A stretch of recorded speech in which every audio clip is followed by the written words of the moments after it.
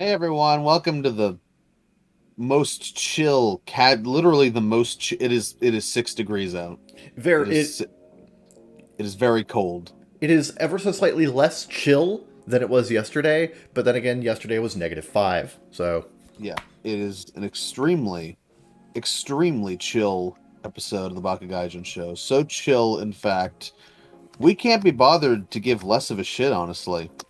Like, it's Christmas Eve. We should be on fucking holiday, we bro. should be, but we're here, we're chilling, we're having a good time, and we're making a new episode of the BGS just for you. Yeah, super cash though. I'm playing Overwatch. I'm getting over a damn cold. We didn't record last week because I forget why we didn't record last week, but we didn't. Yeah, Mike's not here. I don't know where the fuck he is. he he I he, for, he has been sent to Florida to atone for. I'm kidding. He's visiting family. no, I like the first thing you said. That sounds more accurate. I feel like that sounds more like how he would describe it. Therefore, Right. it's probably more accurate. But yeah, no, he's in Florida. We're still up here in Ohio, Yeah. Uh, and you're where it's listening to fucking us. yes, because you got nothing else to do. It's yeah. It is quite. This might be the. I've lived here for like. I think this is my 15th winter here, and this might be the coldest. It's certainly the coldest winter I've ever experienced, but then again, the last place I lived in that had snow was Missouri when I was like 5. So, Yeah. Except there's snow in Missouri. yes, yes. Crazy. Yep. Yeah, I'm from way up north, so I'm used to a lot. Yep. Yeah, Missouri typically didn't have too much snow. It was like, you got a good few inches, but like you didn't have like full on blizzards and shit. Yeah. Um, Baka Gaijin show, by the way. I don't think we actually said that. I didn't finish my sentence. This is the Baka Gaijin show, by the way. You didn't get lost. If you're looking for who has a podcast? If you're looking for Steven Crowder, you made a wrong turn somewhere, let me tell you. There will yeah, be very little of that here. We have no mugs to hawk. yep. Not a mug in Not sight. a singular mug. No. No, I don't even use a mug. I use like a tall stainless steel cylinder.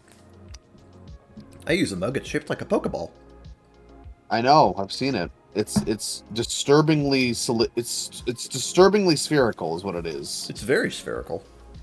Disturbingly so, in fact, I would call it. I mean, if it disturbs you, then, that is entirely your problem. No, I've never. I don't think I've ever seen a drinking vessel, Vessel. a liquid vessel, a drinking apparatus with that level of sphericality. It's quite something. It is, admittedly. Yeah, children line up in fear of it. I feel. All of my Pokeball mug. Yeah, I don't they're think my like this. This is like they're like this terrifies me. And also, do you have games on your phone? Do you know Mr. B? Fuck. That's my favorite thing that YouTubers say when they tell people that they're YouTubers is some kid will inevitably ask, "Do you know Mr. Beast?" Ugh. Yeah. I want to be famous, Kevin. I want to get famous enough that some child one day asks me if I know Mr. Beast, And you can say and that yes. yeah, and then I can lie through my teeth. Yeah, and it'll be hard because I've never watched I don't even know what he sounds like. I don't even know what he looks like. I know what his burger looks like. I don't know what he looks like. I don't know Mr. Beast, but I know his burgers. I know Mr. Beast less than most people who don't know Mr. Beast, which is not a lot. It's almost impressive how little I know Mr. Beast. I'm It's about like yeah. Yeah, I'm about to say the most depressing thing. The only reason I know what Mr. Beast looks like is because I play Fortnite. That is depressing. That is depressing. It's very bad. Yeah. If Mike was here, he would ridicule you horrendously for that one. Thankfully, you're dealing with a very low energy me instead. So. Oh, I'm sure you'll find ways of ridiculing me anyway. Sure, but the Fortnite thing's getting a little old. Or maybe it's just I'm still getting over this damn cold. It could be. That could be it. Might just or be maybe it's because I'm trying to, or maybe I'm too distracted trying to kill this tracer. It could be that too. Makes sense. But anyway, yeah. But since we haven't recorded in a while, things have happened. Events have transpired. Yes, we've done many a thing over the last. What's it been, like 2 weeks now? Something like that. Some number of weeks. Yep. Could be 2. We were gonna watch Cloverfield this week, but again, Zeke ended up catching cold, so. That's true. I was sick. So yeah, we'll do that on Monday. Yeah, you woke up the very next day and you were like, "Fuck!" It's like, "Fuck, I'm sick. No movie." Oh yeah. My symptoms started last Sunday night around work. I'm convinced I got it from a kid who swore he was well enough to come in as he coughed mid-sentence. So, Bastard. Fucking Zoomers as usual. They're trying to assassinate me. Teenagers. He was a Z Team agent. He was trying to assassinate me for my takes. You masturbate to too many fictional teenagers, and suddenly the Zoomers are trying to get you off the case. Oh yeah, suddenly. Yeah. Suddenly I see. I like that song. You reminded me of that song, so I must sing it, even though I'm not in great singing shape. I have one nostril open. The other nostril is not open. I'm sure that's very audible to all of you. It sounds fine. It sounds fine. No, I could tell. Yeah. Don't fucking don't. You don't have to sugarcoat it. You don't have to fucking suck my dick, okay? I'm not in dick sucking mood, and I'm not in having dick sucked mood. Okay, understandable. There shall be none of that. Don't touch my penis. I will not touch your penis. Okay, thank you. I appreciate that. You're a good friend. You're welcome. Yeah. But things have changed. I have a new chair, and it's the fucking bomb diggity. You do. It is the best investment I've made in some time. It's super comfy. And as a testament to that, I have been sitting in it basically all week. Yep. Which is a huge improvement from his old chair where he couldn't even sit in that for 4 hours straight. Yeah, by the end of an episode, I was just done. You were just like, no, I'm gone. Bye. Fuck you. Yeah. Now we finish doing shit, and I'm like, let's hang out for another 2 hours. It's like that kind of shit. Yep. Which is great. I feel like I am finally a PC gamer. I have a setup. I have a battle station. I also have this side pad here because reaching up to the main laptop keyboard was kind of hurting my shoulder. So that's fucking cool. I'm running out of ports though. That's the main fucking problem at the moment. Especially since I'm getting a fucking external SSD for Christmas, which is tomorrow. Oh, nice. Excellent. Speaking of Christmas, I'm annoyed because fucking not all the gifts I ordered came in. Some of them are late. Yeah. Shit. That's fun. Thanks. No, I understand. I probably waited too long. I ordered them like on Sunday, so. Yeah. I have no idea what I'm getting for Christmas, which is understandable. Why would they tell me? Obviously. I have gotten other people things for Christmas. Yeah. But like you wouldn't know, like. Yeah. Why, it's kind of part of the whole rigmarole of Christmas. Yeah. Welcome to the bakagaijinshow, where we explain how fucking Christmas works too. This is the true meaning of Christmas. Hey, maybe we have a listener in fucking bumfuck India somewhere that doesn't understand the holiday, so like it could be useful for them. I mean, hey, congratulations. This is the podcast where you understand what the true meaning of Christmas is. Exactly. So there's this like fucking old dude that just breaks into your house non-consensually, and he just leaves shit there. And Yep, also he steals your cookies. It's great. yep, yep. Yeah, yeah, we all look forward to it every year. Every year. Yeah. Yeah, we leave him offerings of milk and cookies because if we don't, I mean, who knows what's going to become of Cindy Lou Who, you know what I'm saying? Yeah. Cindy One Lou strange Who old is no more than 2. She is indeed no more than 2. Unless But you're we'd watching the still live tap. action movie in which she looks like 8 or 9. Yeah, that's it's kind of hard to find good actors who are no less than 2, Yeah. or no more than 2. A little difficult, honestly. Just a Um, bit. you know, not everyone can be Sonny Baudelaire. Is that what I'm saying? True. Ah, gracious. No, They had to use twins. They had to use twins. they use twins and also the Those occasional fucking CG body double. those fucking, and sometimes puppets. Mm. Those fucking ingrate babies can't work more than 4 hours a day. Crazy. Yep. Those fucking commie babies want all the handouts. Okay, the baby's punching out. Bring in the other baby. Exactly. So we gotta pay 2 babies because these lazy ass fucking babies don't want to work. Okay. These babies are such prima donnas. I swear. They don't even have to stand. They're getting held everywhere. What do you have to be tired about? You're literally being carried. All you gotta do is look at the camera and wink. Oh, it's so hard being a baby actor. Oh, it's so hard. Shut up. Shut the fuck up. These fucking commie ass babies. Motherfuckers. Crazy. It's crazy. This is not the rant I expected to Absolutely go on today. insane. Okay, yeah. I mean, you can say that about damn near every single episode we've recorded. No, you can't because they've actually all been scripted. I've written them all. Oh God! Yeah. Yeah, you ever wonder why I'm so slow updating my stories? Because I gotta write every episode of the podcast, including the part where you react to me telling you that. What the fuck Truman Show bullshit is this? I'm sorry you had to find out this way. Actually, I'm kind of not, because I planned it, but,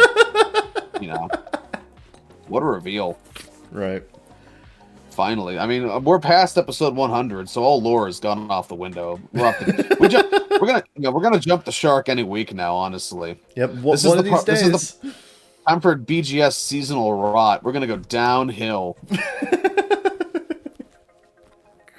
Sure. I mean, technically speaking, we had our series finale. This is just the revival of the revival of the revival. Yeah, that's true. The random Redditor canceled us. He said there was enough podcasts in the world, and we're like, okay, well, I've heard worse reasons to quit. Yeah, but we didn't. Yeah. Oh, yeah. No, obviously. No. I mean, what are we going to do? What would we do with ourselves otherwise? Exactly. Get real jobs? Fuck that. But no, yeah. I need internet strangers to validate my niche opinions on things. It's just how it is. It's just how it be. Yeah. Yep. That's how I like to live my life. Yeah, man. That's I live to have a platform. Maybe one day people will actually pay attention to it. Maybe. But let me see here.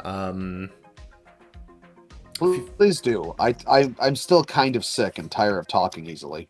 Yep. A few days ago, I was in Charm McCry's server again, and we watched just a bunch of fucking Christmas specials.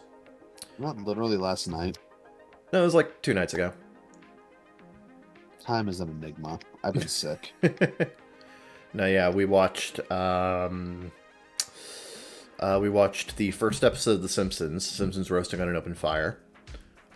We watched Ed, Edd n Eddy's Jingle Jingle Jangle, which is the best version of the Nativity. Of course.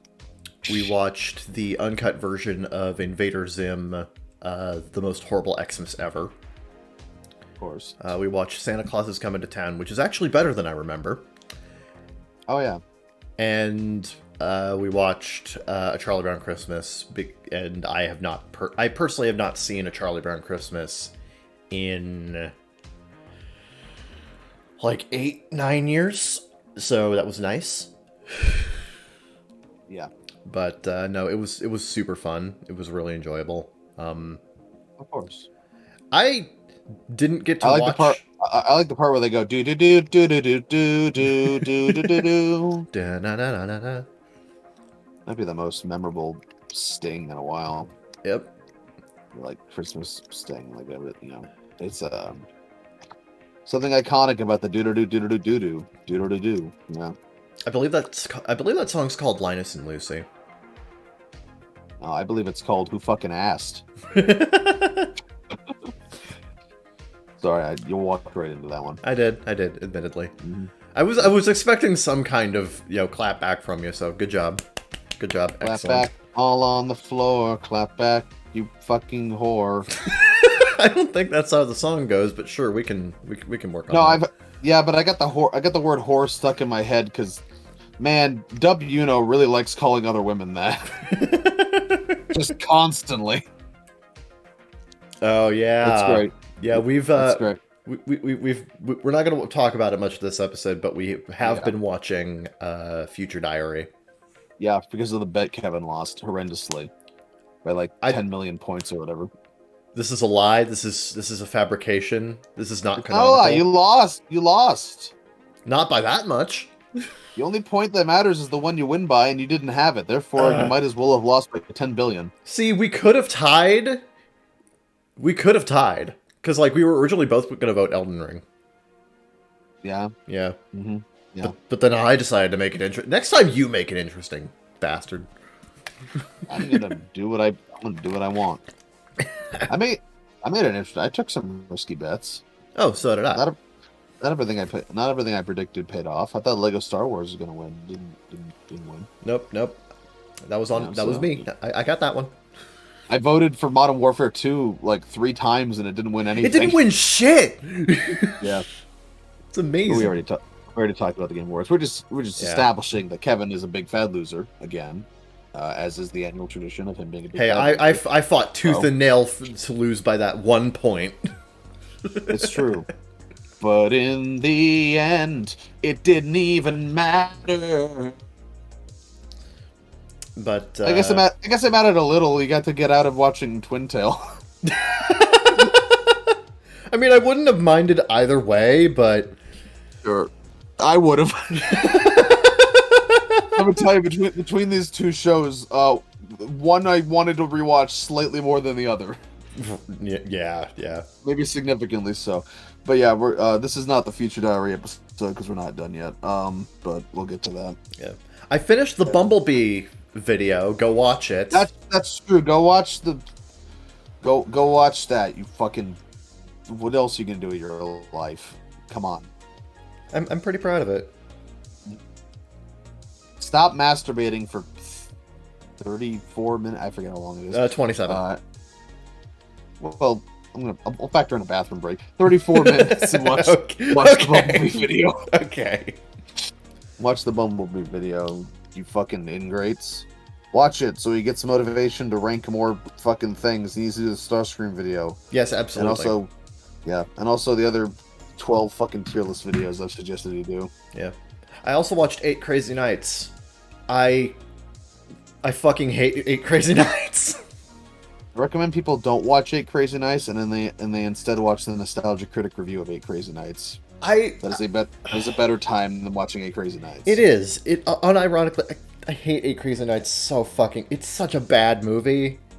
It has nice. It's one of those movies where if you mute it, you can trick yourself into thinking it's good.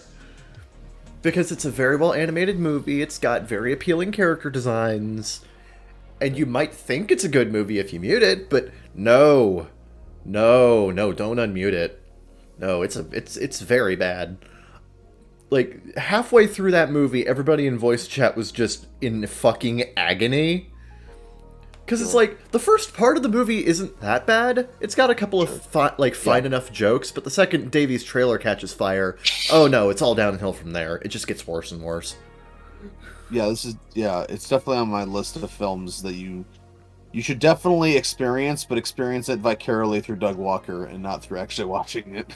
Unfortunately for me, the way that I first watched 8 Crazy Nights was in middle school, because everybody in my middle school, including the teachers, and this fucking dragged into high school, I will have you know, everybody thought 8 Crazy Nights was the best movie ever. Oh yeah, I overheard one of the chefs saying they liked it a week or two ago. I don't know why you would, but I'm happy someone does. Look. I mean, Happy Madison or whatever the fuck that brand is. It's got to appeal to someone because they keep making them. They keep making them. No, yeah. Even in the hierarchy, even in like the hierarchy of Happy Madison Productions, 8 Crazy Nights is pretty low. I think the only one worse than that is Jack and Jill. Kevin, put Grown Ups 2 on the list. Not Grown Ups 1, just Grown Ups 2. Just Grown Ups 2. Yeah. I've never seen Grown Ups 1. So it'll be extra confusing. So you've only seen Grown Ups 2. No, I've not seen either of them. Oh, I'm just okay, saying, okay. I think it would be funny if we watched Grown Ups 2 having not seen Grown Ups 1. You know what? I think I might put Uncut Gems on the list. If it's not already there. I think it's already there. And that's not a Happy Madison film, but okay. It is. It's an Adam Sandler movie. Yeah. But we weren't talking about that. Yeah. It just popped into my head. It's like, hey, you know what a good Adam Sandler movie is? Apparently. Sure. But we're talking about bad Adam Sandler movies. Yeah, we're talking about his brand of bad movies. But no, yeah. 8 Crazy. Yeah, no. I rewatched 8 Crazy Nights, and I feel like my tweet sums up my feelings on it. It is a line from the Technical Foul song. I can't believe I haven't killed myself yet. So, yeah. Honestly, I can't believe it either. So good job on the not killing yourself. Honestly, I've tried so hard. I don't think I say that enough. Thank you very much. It means a lot. You're welcome. Yeah, no problem. I tried very hard. Sure you did. Yeah, and we decided to wash the taste of 8 Crazy Nights out by watching the SpongeBob episode Christmas Who. Sure. Which, God, that's so much better. It's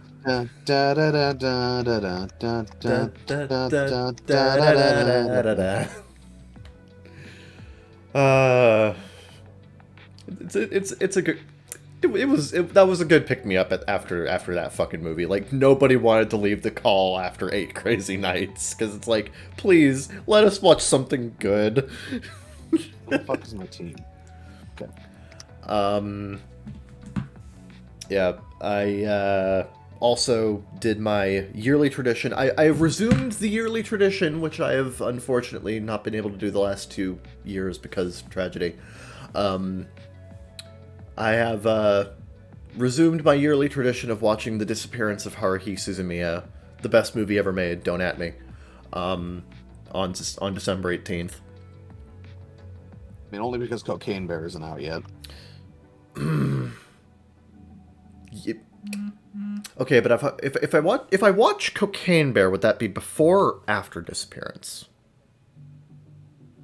I mean, after, because you just watched Disappearance. What the fuck is this question? No, like, if I watch it on the same day as Disappearance every year, would I watch it before or after? No, I was talking... No, you said it was the best movie. I'm like, well, it's only the best because Cocaine Bear isn't out yet.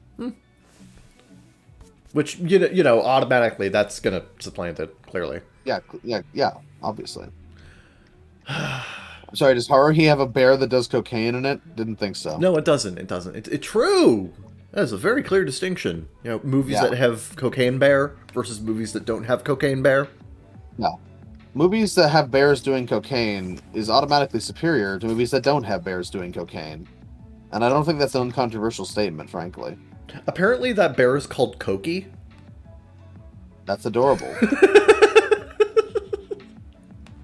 Cokie the bear. That gives me hope. It's perfect. It's beautiful. But no, yeah, taking a couple years off of watching Disappearance and then going back, just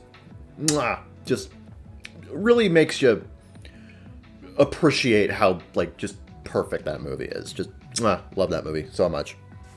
Why did you stop again? The Kyoto Animation fire, and then my mom died. Oh. Yeah. Mm-hmm. Yep. Sure. Yeah, I got two tragedies for the price of one. It fucking sucked. I didn't want that discount, thank you. But Kevin, always finding a reason to complain. Yeah, you know me. It's just how I do. It's how I live. Oh yeah. It's how I be. That's the way that you live your life, and that's how you do it. You got you Damien Mamedian all over the place. I finally managed to get Sonic Adventure 2 running on my laptop because that game is old and has various compatibility issues. Just like Grandpa.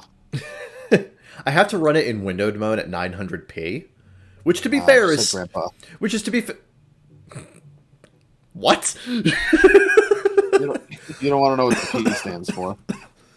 But let me tell you, there's 900 of them. Oh god. Oh god. What's this? Okay. Anyway, what were you saying? Yeah, I have to... Yeah, in order to get Sonic Adventure 2 to run on my laptop, I have to run it in windowed mode at 900p. I have to lock the internal frame rate to 60 FPS and sync VSync to that. And then I have to run it in fucking Windows 7 compatibility mode.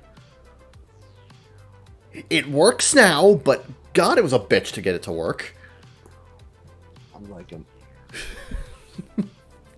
Yeah, I played a lot of High on Life in the early phase of my sickness. I could not get the screen tearing to stop on my goddamn monitor. So I basically have just relented to playing it on my laptop, which is fine because I have comfy chair. But it was annoying. I tried everything to get the screen to stop fucking tearing when hooking it to an external monitor, and it would not. But it's fine when you're just playing it normally on your laptop. Yeah. Alright. Some fuck is going on there. I don't... And I have such a peculiar setup that nobody can really troubleshoot it. Like, right. You know. Bring in a technician, it's like, okay, let's see the... Sweet Jesus! Yeah. The cords are along the walls! Yeah, it's like, it's like I ask people for help, and they're just like, first of all, why would you do this? And I'm like, you don't understand. It's just like they pick up this fucking daisy chain of like 5 cords that you have going from one thing to another, and they're like, why? Well, I'll tell you, your first problem, you tried. Your first mistake was thinking you could do this. This is truly the hubris of man. I'm like, okay. Okay. I mean, they wouldn't be wrong. They wouldn't be wrong. They would be absolutely wrong. Fuck you. Every time I want you to have my goddamn back, you're a piece of shit. Okay, not every time. Like, maybe 20%. Every time that fucking matters. Swears. I swears. You swears wrong, sir. You suck. No, you suck. No, yeah, I don't know. I don't know about that one, Chief. I don't think that's the play. I don't think that's the tea, honestly. This tea is cold. Yep. And so possibly full of mold. So I gotta go back to High in Life. Probably pick up some stuff from the Steam sale. I don't fucking know. Yep. Yeah, I gaming. Yeah, the Steam sale coming up, and I'm gonna. No, it's happening. It's already on. Oh yeah, I mean, well, me buying things from the Steam sale is coming up. I need you to understand you're not the only person that fucking matters. I know this. I understand this. And yet you frame everything grammatically like you don't. Your grammar betrays you, sir. But yeah, I tried to figure out what exactly I wanted from the Steam sale, and I took some time to, look through everything, see what I could get. And see, I know exactly what I want from the Steam sale. Discounts, baby. Discounts, baby. Money saving offers. But yeah, That's what I want. I have landed on the Portal bundle of Portal 1 and 2, Star Wars Jedi Fallen Order, Sweet. SpongeBob SquarePants Battle for Bikini Bottom Rehydrated, and this is one that I landed on last night. Far Cry 3 Blood Dragon. Sure. Yep. I've been wanting to play Blood Dragon for a while now, so it's less than $5. Might as well. I also recommend just playing Far Cry 3. It's fine. I mean, I will. I just Far Cry 3 has the aesthetics. Blood Dragon has the aesthetics. Sure, I guess. You know, it's what the cops call a gateway drug, I believe. Yeah. Sure, I guess that So makes they sense. say. So they say. That makes sense in some kind of sense-making way. I don't know. You figure that out. I got the gist of it. No, I've told the audience that. I mean, I got the gist of it as the audience. I don't know. Yeah. Once again, Kevin making an ass out of him and Umshin. Sweet Disgaea 3 reference, bro. See, nobody would have known that if you had told them. You gotta ruin my life. You gotta ruin...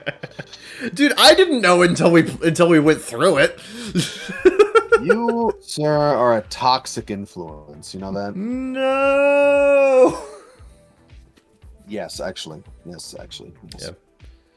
Yeah. I'm also behind on, aside from Future Diary, I'm behind on, which doesn't count because it's a catalog thing, but like currently airing anime, I'm a bit behind on because when I was in the thick of the sick, man, I did not feel like doing fucking anything. I just felt like sitting in a chair and being miserable. Yeah. I also didn't get any writing done at that time. I've done a little tiny bit since. I made some edits. That's about all I... The edits were good. Yeah. I don't know. It's like when I'm sick, man. It's just I lose motivation to do things, even things I'd enjoy and are capable of doing. You know, it's like how can you expect me to write about sexy people if I don't feel especially sexy? Exactly. God, it's a problem. So I just sat here and was miserable, and I teleported bread for 3 days, and it was something. You teleported bread? It's the joke I got. You know, the thing I posted. You ever seen the TF2 short that comes from? Oh, right. The original line is, I have done nothing but teleport bread for 3 days. Right. Question. What's your question, soldier? I teleported bread. What? I have done told nothing... me to. How much? I have done nothing but teleport bread for 3 days. God. It's great. Fantastic, even. Oscar-worthy, perhaps. But yeah, I mentioned getting Sonic Adventure 2 to run, so I've been going through both that and the original Sonic Adventure with the better SADX mod, like, kind of interchangeably. Sure. Yeah, I don't know why I'm doing that, I just am. What the fuck does that mean? I play a little bit of Sonic Adventure, and then I play a little bit of Sonic Adventure 2 another time. It's one of those things. What's the mod you mentioned? I don't know what that is. Better SADX. It has two different versions. One which is just the, taking the GameCube experience and, enhancing it with, fixing a lot of the graphical mistakes, improving audio quality, patching up a number of the bugs that were introduced in the GameCube version. Yeah, he calls them mistakes, but it was clearly the director's vision. Otherwise, they wouldn't have called it the director's cut. So... Cybershell has a whole video on it. Ooh. Yes, Kevin, and I've seen it. I'm being facetious. I've seen that video. I'm being facetious. I know it was clearly the director's vision, Kevin. Clearly. The problem is they accidentally made the game too good, so they had to shit it out. Just a bit. Yeah.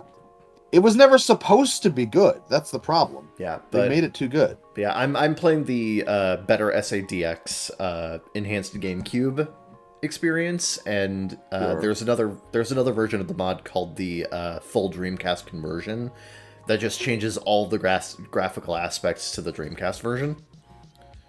Sure. Why aren't you doing that? Are you scared? I might do that another time, but like I'm used to how the GameCube version looks. Sure. Yeah. You know, the shitty one that everyone dunks on. I mean, it looks better now. Hence, better. SAD. Don't you quote Post Malone to me, sir. Okay. You know, my cousin went to his high school, and she would not shut up about it. I went to Post Malone's high school. We get it! We fucking get it! Mm-hmm. Oh, yeah, there was like one summer where, like, she found that out, and she would not stop saying it. I'm like, look, that's cool and all, and, you know, but, you know, it's like, it doesn't tell me anything about you. You know? It's like, bitch, I don't care. fucking white women, man. White women, am I right? Yep. Yep. In Fortnite, I got the Uraraka skin for the. Fuck. What? Sorry, what? In Fortnite, I got the Uraraka skin from the My Hero Academia promotion, which is nice. Unnaturally tall Uraraka. Yeah, that's great. It's not too bad, honestly. It's unnaturally tall. I don't like it. On the hierarchy of, you know, I don't know. It doesn't bother me too much. Besides, I'm looking at her ass most of the time, so. Yeah, the improperly scaled ass. Yeah. That ass is non-canon. I mean, this is true. I have an Uraraka figure right here where I can like compare her ass if I want to. Exactly. And that one's even lickable. The Fortnite ass isn't lickable. Not yet. Not until baseball guy fucking transports you to VR or whatever. Yep. One of these days, maybe. Yeah. Well, I mean, it was 2001, so you might have missed your chance there, but sure. Fuck. I also, I'm also going through the battle pass, and I just unlocked the Doom Slayer. I'm sorry, I'm just thinking about how anyone who's never seen Scooby-Doo in the Cyber Chase has no fucking idea what I just said. Sometimes we just do that. Sometimes we have entire bits that just reference movies that we cannot make safe assumptions that people have seen anymore. Yeah. A movie is older than some of the people who listen to this. Yeah, you need to be batting for the home team.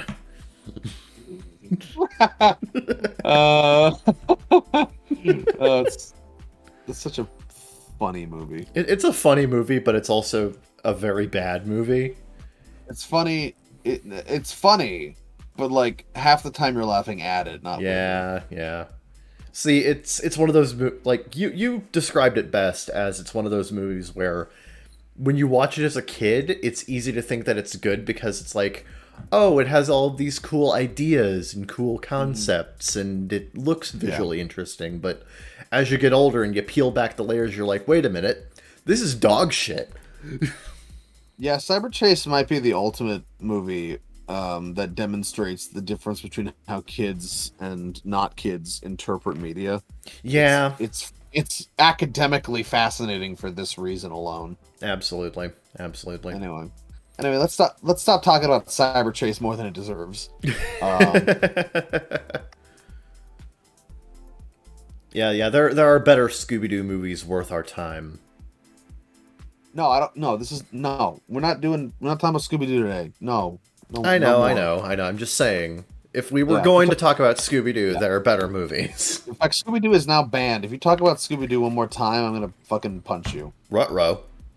Yeah, I'm gonna punch you next time we meet, and you're not gonna remember this. You're gonna have no fucking idea. I'm not gonna tell you. You're gonna be confused. I will have punched you for seemingly no reason. You won't remember. You just walk up, hey Zeke, ah! Yeah. And you'd be like, what was that for? And I'll be like, you know. You know what you did. Mm-hmm. And you'd be like, I don't know. I don't remember. My memory doesn't work if I don't have 6 cups of coffee. And that's how it'll go. It'll be crazy. I mean, you're 1/3 right. Hold on. Carry the 4. Give him a minute.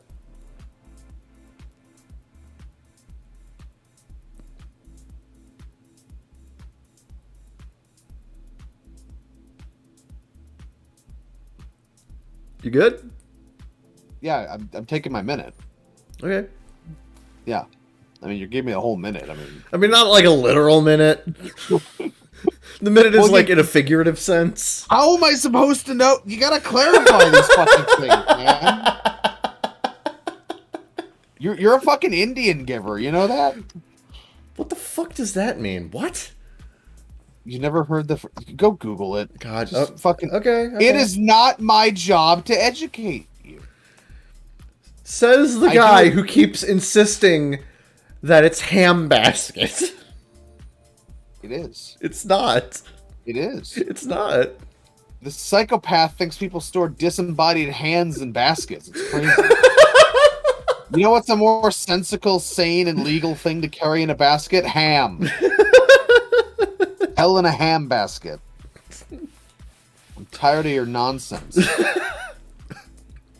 This is unhinged, fatherless behavior.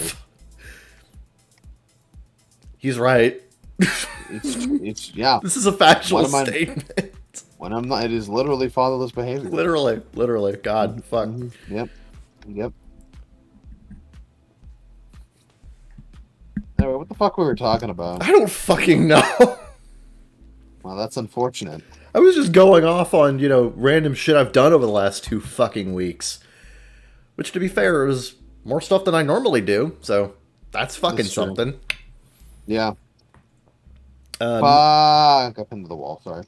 Also, me and Sarah have been going through, very slowly, might I add, but we've been going through the first season of Monogatari. Oh yeah, super slowly. Yeah, but I'm through the I'm through the 3rd arc, and it's pretty good. It's pretty good. I like it. Cool. It's interesting. Yeah. I'm resisting the urge to talk about Future Diary because we can't talk about that yet. No, you gotta hold on, man. You gotta hold on to it. One day we will have words to say about that. One day. Mayhaps. Actually, we absolutely will. Yeah, soon, even. Soon. But yes, so far as I am aware, that is what I have done the last 2-ish weeks. Sure. What, pray tell, good sir, have you been doing? You see that Rayman 4's source code leak today? What? Yeah, Rayman 4's source code leaked today. Not saying it. Do you mean Rayman Origins? No, 4. Rayman 4 doesn't exist. Yeah, but it leaked. Yeah, the canceled project had leaked. It was going to exist, but then it got turned into Raving Rabbids for the Wii. Oh, right. How do you not know this? No, God, it's been so long since... I keep forgetting Raving Rabbids was a game. At this point, my brain just recognizes the Rabbids as just a fucking anomaly that came into existence sometime around 2006. Like, the exact specifics eluded me. Just... Oh, yeah, no, there's going to be a Rayman 4 in the style of 2 and 3, but I got canned, but it's the project source code leaked today. Wow. Fucking wow. Oh my god. Yeah. Yeah. I retweeted it, but I know you don't pay attention to my Twitter. I do pay attention to your Twitter. Then you would have known about the Rayman 4 leak, the biggest news of today. Well, I haven't checked my Twitter today. Well, we've been so busy doing. There's a level called Sphincter Cell. Yeah. Iconic, actually. Oh, God. Oh, why wasn't the... Why didn't the... Oh, what could have been? We could have had it all. The things you miss when you don't fucking check my Twitter. Oh, Also, that Duke Nukem unreleased game leaked as well today. that I did see. Not today. Like earlier this week. Yeah, earlier this week. Yes, we can finally we can see what Duke Nukem Forever could have been. No, not that one. The other one. The hunting game. Yeah, the hunt. Yeah, fucking Duke Nukem's Cabela's. Which is just amazing. Just amazing, honestly. Imagine playing fucking Cabela hunting and Duke Nukem just starts talking at random. I'd do it. It's... Why didn't that game release? I don't know. Fucking... It should have. It's a great fucking idea. Yeah, people... It's crazy. At some point, Duke's got to get his fucking Postal style revival. Look, a Postal dude can do it. Why can't Duke? Why can't the Duke? Yeah. Always bet on Duke. Always bet on Duke. God, that just reminds me of, like... I mean, Randy says it's a matter of time, so, like, I'll trust Randy. That just reminds me He seems like a guy who knows what he's doing. That just reminds me of when Duke Nukem Forever had to get delayed for an extra week to patch up a couple of bugs before release, and Randy Pitchford came up with the tagline, Duke never comes early. Randy always has a plan. He always knows what he's doing. Clearly. Yeah. My boy Randy. Randy, baby. But yeah, It's been a while since we've seen anything from that Borderlands movie, huh? Yeah. Remember when we saw that gun? Dude, that gun? Wow. Hi, we're on the set of the Borderlands movie, and we're going to show you absolutely fucking nothing except for this gun. Look. They can't just, there's a process to this, The world wasn't ready yet to see what the Randy's been cooking. No, let him cook. Yeah. Always let Randy cook. He knows what's up. I mean, they're making Homeworld 3, Kevin. They're making Homeworld 3. It's not a reboot. It's not a remake. It's not a remake. It's a new game. It's a new Homeworld. It's Homeworld 3. Now, just to reiterate, not a remaster, not a remake, not a compilation, not a spin-off. It's Homeworld 3. Christ. It's the one and only. It's Homeworld 3, Kevin. It's Homeworld 3. It's coming. You can't stop it. You can't stop it. Physically, I cannot. No. No. No. You're incapable of stopping what is to come. If only you knew how bad things really were. Yeah. Yeah. But, that's what I've been doing, minus what I've been doing today. Yeah, we've established that. It's been established. Yes. You can shut the fuck up. It's been established. Okay, so what have you been doing?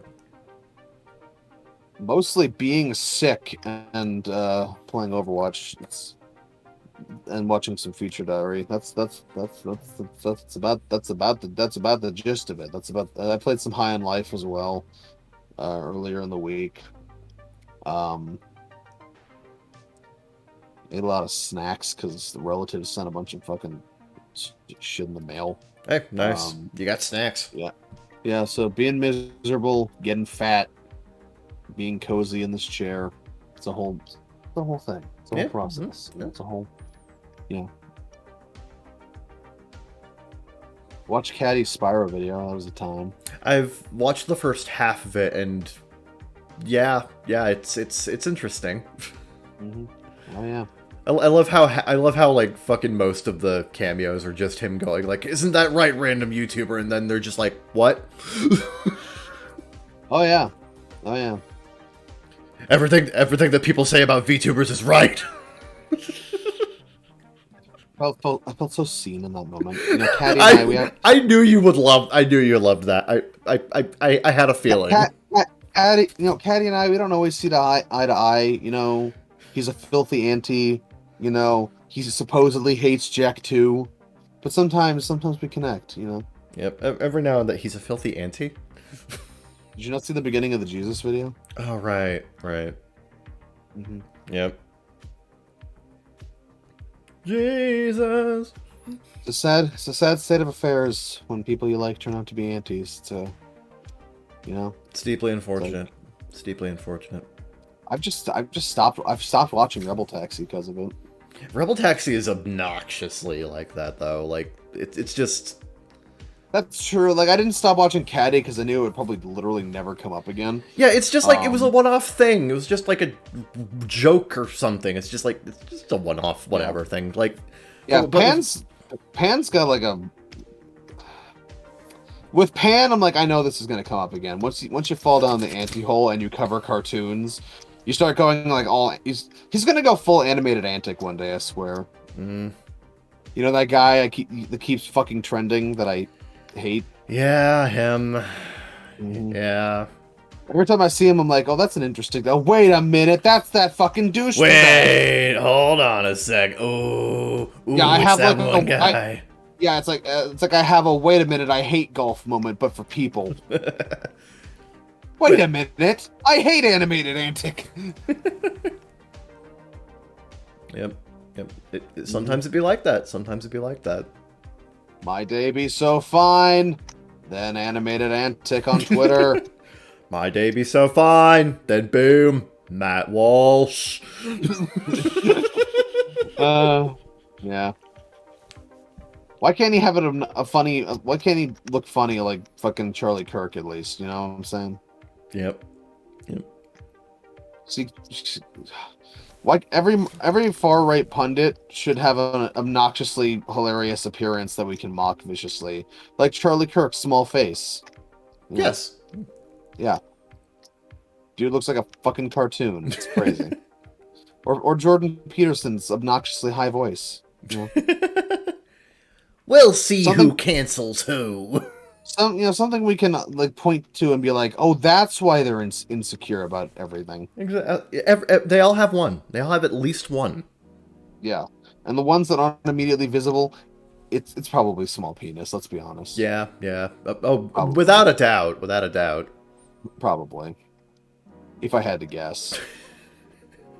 God, I'm just reminded of fucking Elon Musk making like some fucking transphobic tweet, and then his at the time wife was just like, Elon, baby, you need to delete this. I know this isn't your soul. I know this isn't your heart. Yeah.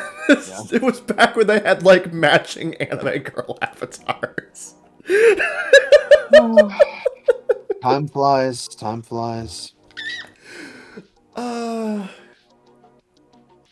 Fuck. Yeah. Honestly, enough of this fucking segment, though. Let's stop. Yeah. Just stop. All right. See you in the next segment of the bakagaijinshow.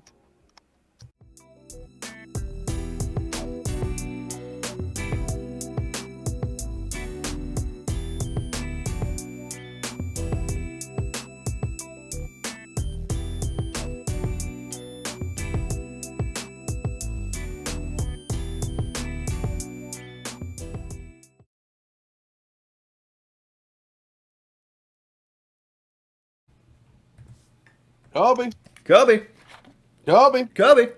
Next segment. This segment. Wow, it feels weird to be doing the second segment second for once. Look, we did it the one time. No, we did it twice. Oh, right. Yeah, it was so nice we did it twice. Yep. And then you forgot about it because again. Yep. 6 cups of coffee. Yeah, I've only had like 2, so you know. Yeah, so he's incapable of forming long-term memories. Is basically what we're saying. That's right. I've only had 2 cups of coffee. New lore unlocked. And for people who haven't seen it, that strangely ominous Pokemon mug is huge. That is a huge mug. It is a quite large mug. It's large and strangely ominous. You can't escape from it.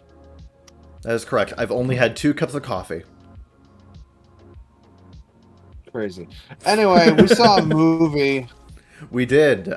Like, literally right before this podcast, we both watched Glass Onion. It's true. Yep.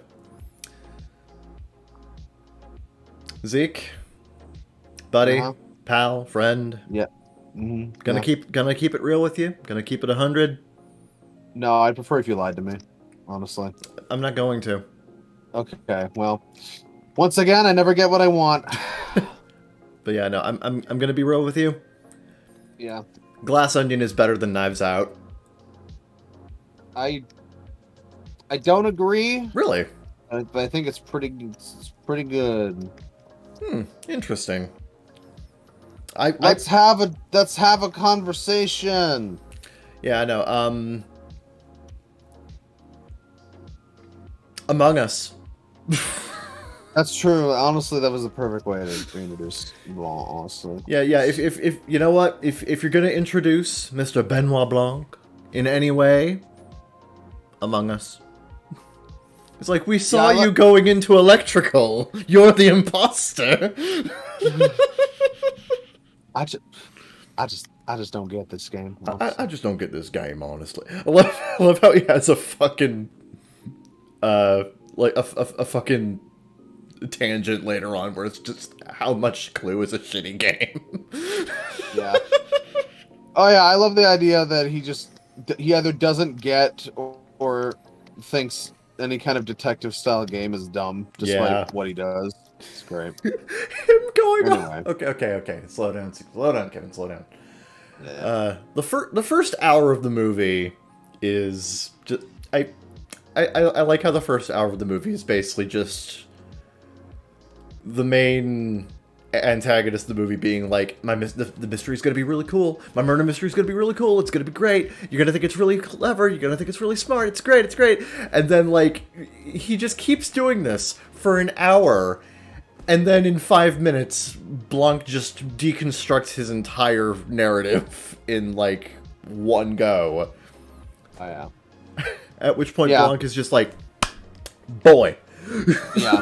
I will say though, as much as there are things that work about it, I think the first hour in particular is not as engaging or well paced as the first films. I suppose so. So much of this movie hinges on its mid-run twist that recontextualizes the first half. That the first half is it's a bit what's the worst I'm intentionally sorry, somebody added me. It's a bit intentionally obtuse, you know. He's specifically playing hokum, you know, as he says. Yeah. So this results, but I think it's mostly all important stuff. I just don't think it's quite as engaging, and I think in retrospect, a lot of the complexity of the mystery hinges on that mid twist. First of all, full spoilers, by the way. Yeah, no, don't probably worry. Don't worry. Probably a fucking yeah. Before this segment, I'm gonna put a disclaimer. We're good. Okay. Anyway, so like, yeah, the twin twist, which I will say it's a very clever use of a twin twist. It's very good. You know? It's very good. Yeah, it's a very clever use of a twin twist in a mystery like this. I will say this as someone who's seen a lot of them. Oh, yeah. Twins are just very useful for mysteries. I mean, what can we say, honestly? Yep. Yeah, despite how interesting it is, though, I do think it...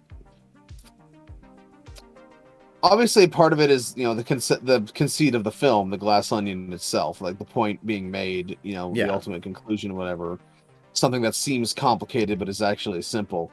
That's fine when it's being engaging. I think in the first hour, though, it kind of, especially in retrospect, where a lot of what's built up doesn't end up mattering. And I'm not saying it's a bad concept, and I'm not saying it doesn't work. I just think it works less. You know, I'm saying if the first film was like a 9, this was like an 8 for me. I still think it's very strong. I just think I'm not as eager to rewatch this one to catch, because I don't think I missed anything is the thing. Like I think the first hour has some pacing problems, and I think it spells out enough of itself to you and enough of it is irrelevant that like there isn't as much to catch on a second viewing in that first hour, I think. So yeah, that's fair. I think that's a part of the film I think is a bit weaker than the first to me. But there are a lot of things I really like about it that do work. I still think it's a great film. But you can talk at any point though. Yeah, no. I wanted to hear what your thoughts were. No. I personally really fuck. I don't have nearly as much of an issue with the first hour as you do. Sure. I actually think that bit of misdirection is actually quite it works to the general theme of the movie, the glass onion. Sure. And that entire thing. I like the consistent thematic through line of the glass onion as a metaphor being used Sure. in various different circumstances here. In terms of the conflict, the mystery, the antagonist as a character. Like I honestly think that thematically the movie's like very, very strong, and I like how the story uses that particular metaphor in unique ways to recontextualize various parts to honestly, I think it helps the misdirection and the and a lot of the pomp and circumstance earlier on. So I personally found it kind of a nice little pulling back of the curtain of, yeah, it's not as complicated as he wanted you to think it was. Sure. I quite like that personally. No. I like it. I just don't know if we needed to take an hour to get to that point. Maybe not, but at the same time, it's Especially because the existence of that twist means we have to go back through that first hour again and catch all the shit that actually mattered we didn't get to see. Which is fine, and the first film did something similar. Yeah. But I just feel like it was better contextualized and paced in the original. Here it's a bit more, I hesitate to use the word indulgent, but I think I think it lingers on several points more than like, and I'm just comparing it in terms, because I think this is something I said before. It's like the first Knives Out is so perfectly paced. Yes. That I feel like this one doesn't quite measure up in that way because of the structure it has to adopt, but also because of choices made in individual scenes. I feel like it needed to get to. I really spent the latter half of the first hour, that span of the film, thinking, when is the shoe gonna actually drop? Yeah. I think it takes a bit too Because long. like it had to at some point. It was just a matter of when, like the opportune moment. Sure. I had no doubt that the film was eventually going to work itself around and give a satisfying explanation to everything, and it does. I just think it's not super well paced getting to that point. I think that it's like an hour. I feel like it needed to be trimmed to like a brisker 35-40 minutes. I can understand that. Yeah, especially since I think the extra time spent doesn't. I think a lot of the bit players in this one aren't quite as memorable to me as the ones in the original. So the extra time spent on them doesn't really. I don't think it benefits it as much. That said, what is strong here is really strong, but like it's more centralized around essentially the victim, the villain, and Blanc, essentially. Whereas I feel like the bystanders are less relevant here than they were in the original. Yeah. Which even though there's less of them, which is interesting. Yeah, it's a smaller cast, and it's technically speaking a much like smaller scale film comparatively. Sure. Yeah. But the actual reveals are really good, and the actual thematic points being made. There's a lot to dig into. With Miles Braun being a very very obvious Musk Very clearly allegory. Elon Musk, yes. Very obviously. And that's fine. Subtleties for cowards. Um, Honestly, I think people are so fucking dumb these days. They need less subtlety in their things. Oh, yeah. Yeah. Honestly, that was one Like of my favorite elements of this movie, was the very clear Elon Musk billionaire wanting to look smarter than he is. Like I thought that was actually one of my favorite movies. I love the point that like it works. It does. You know, It does. like, The dude manages to have so much fucking charisma that he manages to string these people along just because, you know, like, he promises them so much.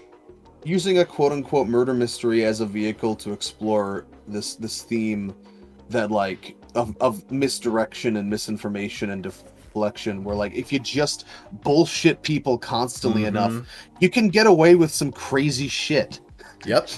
You know, and I think that's a message people need to hear in such a direct way, and I'm glad the point was made here.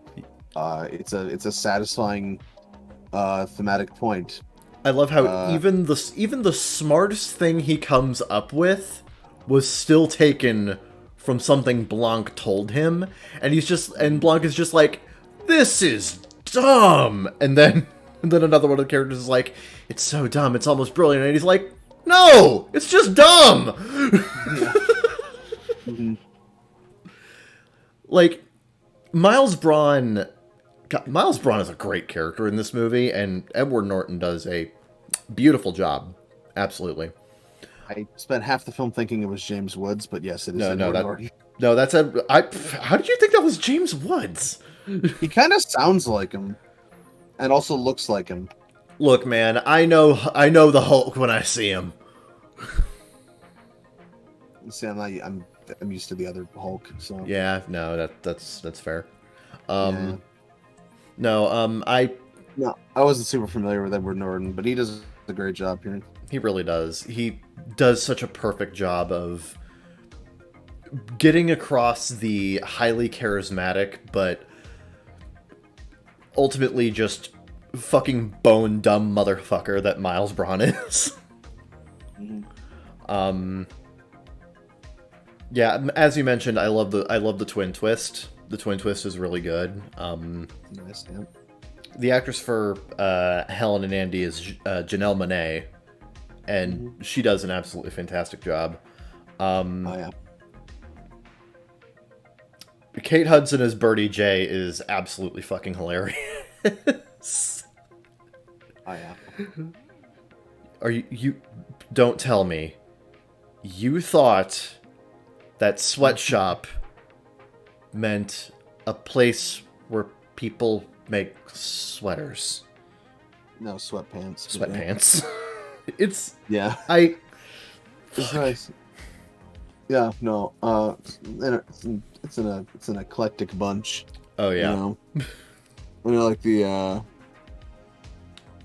you know, I appreciate the twist on the whodunit, where it's like the realization dawns on them that like, while they all have motive, they're also all protected by this guy, so they kind of wouldn't, you know. It's, you know, so like I do like the it's, there's a lot of, like the first film, there's a lot of clever subversion going on here.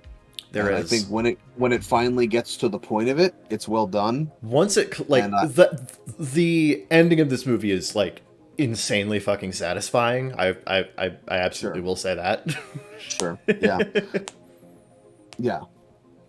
I guess that's the thing for me, is that I enjoyed the destination a lot. I just think the journey wasn't quite as well paced moment to moment. But Fair. I think we've run into this before, where like I have more of an eye for pacing than you do in a lot of cases. So yeah. I'm also very aware. I also, over the years, I've grown increasingly wary of. I used to have a really bad problem, like 6+ years ago, of like immediacy bias. You know, where like the thing I just saw was the best thing. You know, right. So I try to preemptively check that in my mind a bit, If that means I come to appreciate something more later, then fine, you know. But I do that a lot where I go back through my old ratings and I go, you know, what has stood up in my mind, what has stuck with me, what have I thought about, you know, how much do I care about this thing, you know, X amount of time later. And like a lot of times things tend to trend downwards. So after like years of noticing that, I sort of I preempt that. I sort of like in my mind I'm just like, now hold on. How are you going to feel about this thing you just saw a year from now? Right, You know. right. And it could change, but you know, and that's fine though. And you know, don't sneeze at an 8 out of 10. It's a good score. No, You yeah. know, Like, you it's a good still score. liked Glass Onion a lot. Yeah, yeah. Also, we've been over this. Like, I can talk. Like, I can really, really like a film and spend 2 hours telling you what's wrong with it. That's just kind of how I talk about things a lot of the time. God, that's so much phlegm. I'm like, hold on. Phlegm. Yeah, yeah. I'm still a bit sick, but yeah. Yeah. But in terms of other things that I enjoyed, I appreciate that we praised the first film on its amazing cinematography and set Oh design. my god, this movie's Um, gorgeous. this film goes in a very different direction aesthetically, but it feels like an appropriate contrast to the first, which I like. Oh yeah, the first movie has this The first very one has big autumn energy. it does. It does. It's rustic and autumn, and the house Very itself is fucking gorgeous. it's This one is summery and glass and modern, which is it's really weird. This film came out in December. I'll say yeah. that. um, but Yeah, whatever. the cinematography and the set design in this movie is fucking top notch, honestly. This is one of the most Yeah. gorgeous movies I've seen in a while. Yeah, I don't just aesthetically. I don't like it as much as the original, but that's a personal aesthetic preference. Like I can't say it's any worse done. So like it is still great. Oh yeah.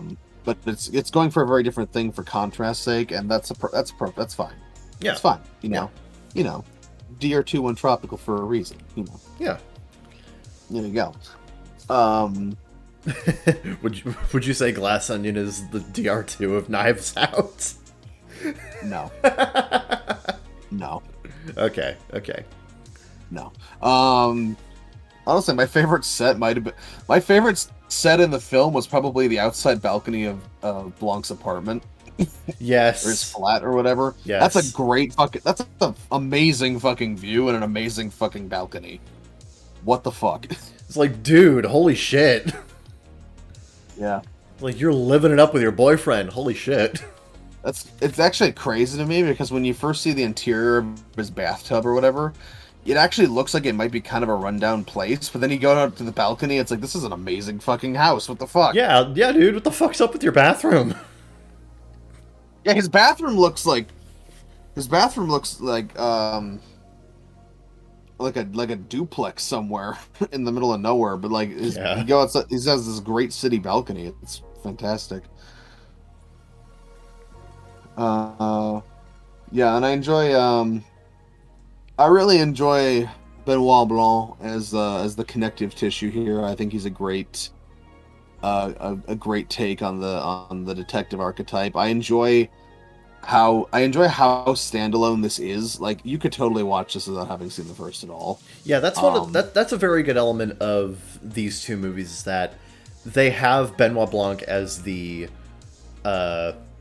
connective tissue, but they function as individual films. You don't need to watch Knives Out to understand Glass Onion. Yeah, there was like one reference Yes. That I caught where I love the joke that the video of Serena Williams was not a recording, it was actually like live. Yeah. But if you noticed, when she starts reading, she's actually reading Gravity's Rainbow, the book that Blanc referenced in the first film. That's like the only reference I could notice was that. Other than that, it's like entirely standalone, which is great for a detective serial sort of thing. It's just another case for Mr. Blanc, and that's the way it should be. I still recommend watching things in order when possible, just because why not? you can see how like storytelling develops. Like this film is definitely written like all great mystery fiction. It is written with, expectations in mind. Yeah, it has So an expectation that you've probably seen Knives Out beforehand. yeah, to be familiar with the tropes and whatnot. Just as Yeah. Knives Out was written with the expectation that you've probably seen a whodunit before in your life. Yeah. You know, that's one of the things I love about mystery fiction is it's always an arms race of trying to be more engaging, more complicated, more thematically rich. It's one of the few genres that I feel constantly builds upon itself by necessity, because anything that's wrote in this genre in particular will kind of be dismissed, Yeah. Yeah. like it's kind of hard to be a completely stock whodunit and still be like enjoyable in current times, you know because so much of the genre hinges on the unknown and the subversion. Like you can have like a stock fantasy or a stock sci-fi or like a stock action movie, and that can still be enjoyable in its own ways. But something about mystery as a genre compels itself to evolve. Yeah. um I really appreciate that Knives Out, as what is I guess now a franchise, um is a platform is a, it can do this, and it can do it in such a stylish way, and it can do it with such great casts, and get as much attention as it does. you know I'm just appreciated that a genre film that's not a fucking Marvel movie can get this much like attention and hype behind it. Yeah, That's Knives Out is very unique in that regard because honestly, a lot of modern mystery fiction is fairly niche in terms of its general appeal and how it reaches out to a wider audience. Like it's you got to be into mystery fiction to yeah. know where the good mystery fiction is. But Knives Out has managed to actually break through that and be a bit more of a mainstream success. Yeah, which is Which interesting. I honestly hope it inspires more people to try making more mystery movies and more mystery TV series and stuff going forward for a Sure. broader audience, because I would love to see a return of this kind of mystery whodunit, but with a little bit of a subversive edge. Because like that's you mentioned before, that's kind of part of that's part of the appeal of the mystery genre as a whole. It's trying to piece together a complex problem, and how well it's done is at least partially based around the complexity of it. Yeah. Which again, bringing it back to the glass onion metaphor, it's very interesting that we have the subversion of something seeming very complex at a glance, but when you get down to the core of it, it's actually quite simple. I, again, really like that about this movie. It plays into the expectation of the mystery genre before telling you, oh no, it was a lot more simple than things initially looked, because this dude's a fucking dumbass. Yeah. And I appreciate that Ryan Johnson now gets to be known as the Knives Out guy and not the guy who contributed to the downfall of Star Wars. So Yeah, that's I'm that's honestly good. very happy about that. I can absolutely say that I'm happy about that, because it's no secret I don't like The Last Jedi, but I really like the Knives Out movies. So there's that. Yeah, man. I appreciate that. Yeah, It was appreciated by me. If Ryan Johnson can just keep doing this for the rest of his career, I'd be happy with that. Sure, man. Yeah, sure. I mean, yeah, whatever. You know, he can do other things. Oh, he if can, wants, he but can. It's just yeah. This is good. This is great. This is good. yeah. I like this. I am down for more adventures of Mister Benoit Blanc. Yeah, And because I believe he said this is going to be like a consistent. I believe isn't there a third movie that's been written? I believe so. I have to look. I think so. I'm pretty sure. I'm like Yeah, 90% sure. yeah. I'm looking at it right now. Netflix holds the film rights to at least one more Knives Out film. In November of 2022, Johnson said he was preparing to work on writing the third film, so he's probably writing it right now. Yeah. Right now, as we speak, hard at work. The likelihood is significant. The turnaround time was pretty quick too. Like Knives Out was only like I think May of 2019. Something like that, yeah. Yeah, so pretty quick. Do you know Netflix paid like $467 million for the rights to these sequels? Which is Nuts. Insane to think about, but if they're gonna be successful, then why not?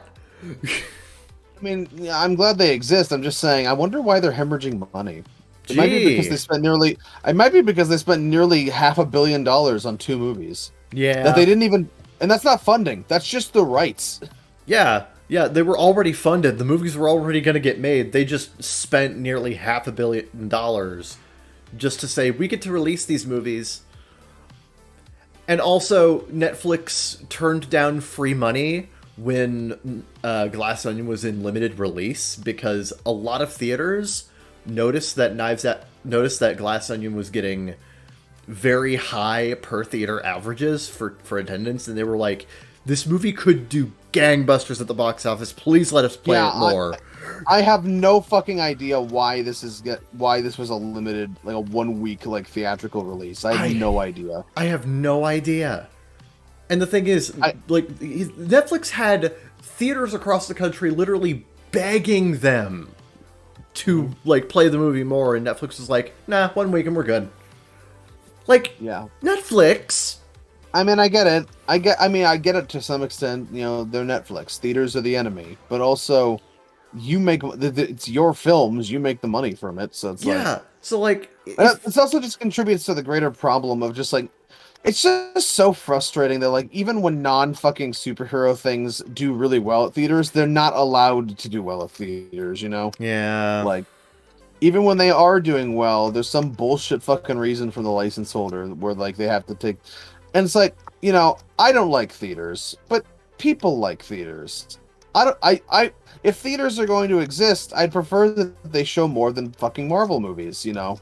So, you know, it's a frustrating situation because it's great. And I'm sure a lot of people would have liked the chance to see it in a theater, but now they can't. Yep. And that's crazy to me. That's crazy to me that people would have been willing to pay the fucking $15 or whatever to see a film that's on Netflix in a theater, and they want to do that, and Netflix is like, no, we don't want that money. Nah, I don't really feel like it. I just don't get it. I don't. It's just crazy. It's insanity. Yeah, I can't wait for them to do it again with the next one. Oh yeah, and beginning of next year, they're going to hemorrhage more money because they're going to be forcing people who have multiple households on their accounts to start paying more. Yeah. Oh yeah. Oh yeah, that's going to be a thing. I wonder why Netflix is hemorrhaging money. Guess I'm just not going to be using Netflix anymore. Thanks.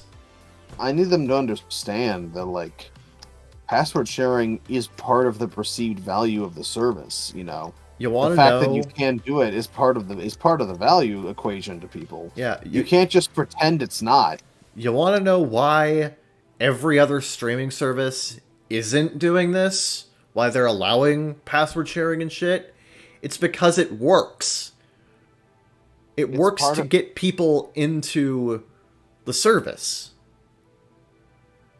It's part of the appeal. It's part of the value equation, and companies, it's like fucking, you know, it's like, it reminds me a lot of Nintendo just kind of burying their head in the sand and pretending emulators don't exist. It's like, it's legitimate competition, and it factors into how people value your services, you know? Yep. When your emulators aren't as good as what people can get for free, you know, that's a value equation people make in their heads. You can't just because you don't find it legitimate doesn't mean that people aren't making that value judgment. And so it's hurting your business because you refuse to acknowledge it as the competition that it is. It feels like Netflix has a lot of similar problems with both theaters and password sharing. Oh yeah. Netflix, the Nintendo of movies. Oddly, though, they're both red. I think we're onto something here. They're both red. They both start with N. They're both on the Switch. No, Netflix isn't on the Switch. I thought they were on the Switch in like the gimped-ass 720p mode or something. No, I don't think so. What the fuck was on Netflix that people said wouldn't be on Netflix and it's on the... No, I swear they put out like a thing. I remember that. No, Did yeah. the fucking timeline shift again. I know Hulu is on the Switch. I know Twitch is on the Switch. That's funny. Twitch on Switch. Twitch on Switch, baby. I know Crunchyroll is on it. That might have been what I was thinking of. Yeah. Yeah, but Anyway. I just I want Netflix to understand that they are literally making the worst business decisions possible to make more money. Sure. Like, they didn't need to pay that much for the Knives Out movies. They clearly overpaid, even if they are good movies. They turned down free money by denying Glass Onion from running in theaters longer when people clearly wanted to see it and there was an audience for it. And now that now they're going to be, cracking down on password sharing, which is going to affect over 100 million subscribers. Subscribers like you. Yeah. Yeah, I'm not... Netflix, I need you to understand. Just because you say that... like, people aren't going to pay for a service that is actively inconveniencing them. Yeah, but it's also... Yeah, but like password sharing is part of the value equation. Mm-hmm. It's what makes your service worth it to people because they can do that, Yep. If they can't do it, then it's not worth as much to them. Yep. And whether you find it legitimate or not doesn't matter into that equation because that's money they're not giving you. Yeah, and you're just... But if we wanted to harp on the bad decisions of Netflix, we'd be here all day. Oh yeah, God. There's so much to never talk about ends. there. God. It never ends. And Anyway, that was Glass Onion. It's a good movie. Go watch it. Yeah, it's free. Yeah, Glass Onion's really good. Go watch it. Have fun. Enjoy yourself. Yeah, watch the first movie first. Oh, Unfortunately, that one's not on Netflix because Netflix, bad decisions. We've been over this. Oh yeah. How do you pay $500 million for the rights to the sequels and not get the original? I know, what the hell? I have to actively stop myself from talking about how dumb Netflix is. Okay. So I'm doing that. I'm actively stopping myself. See you next segment.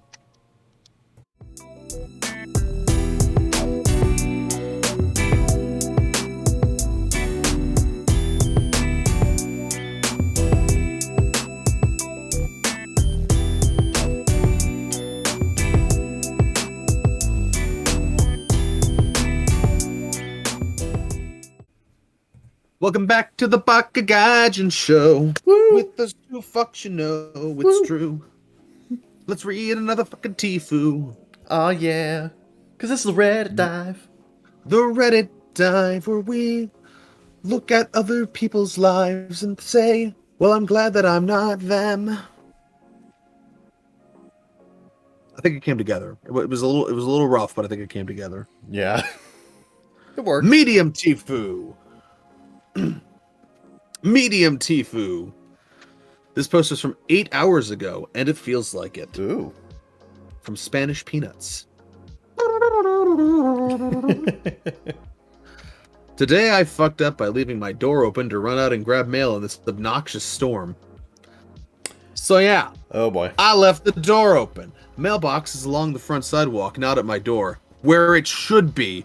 Out on the sidewalk. Not door. Those door slots? Fuck you. Fuck you, you piece of shit. If you have a door slot, I fucking hate you.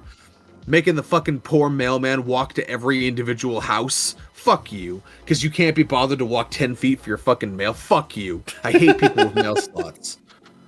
So good on OP for having an actual fucking mailbox like God intended. I have strong opinions about mailboxes. Excellent. Anyway, it's fucking cold and windy. Ain't nobody got time for no closing, opening door shenanigans. In and out, 5-second adventure. This guy's a Rick and Morty fan. We gotta get the mail, Morty. We gotta get the mail, Morty. In and out, 5-second adventure. Well, while my back was turned, some miscreant decided to play the home invasion game and flew in there without me noticing. This is the only time a door has been opened without my eyes on it, and it's just the only time it could have happened. Cue evening. Set the scene. This little shit didn't make a peep for the past couple hours since then. I'm full engulfed beneath my big, snuggly covers, watching season 4 of Titans. How are you still watching Titans? It's so bad. Why? It's so bad. It's so bad. Oh, it's been. It started bad, and then it got worse, and then it got worse again, and now it's probably gotten worse a third time. This particular Redditor is just a full-blown disaster. Watching season 4 of Titans, now that I've got the time. Quote, it's alright. It's not. It's not alright. DC Comics animated shows and movies are top-notch, though. Yes, the animated ones are good. It's the live-action where DC doesn't know. Whatever, not the point. Anyway, I hear my dog prancing around and some weird sound I can't place, so I graciously emerge from my warm cocoon to find a goddamn sparrow sitting on my TV with an expression I can only imagine means, so, like, you got some bread, fam? You got some bread, fam?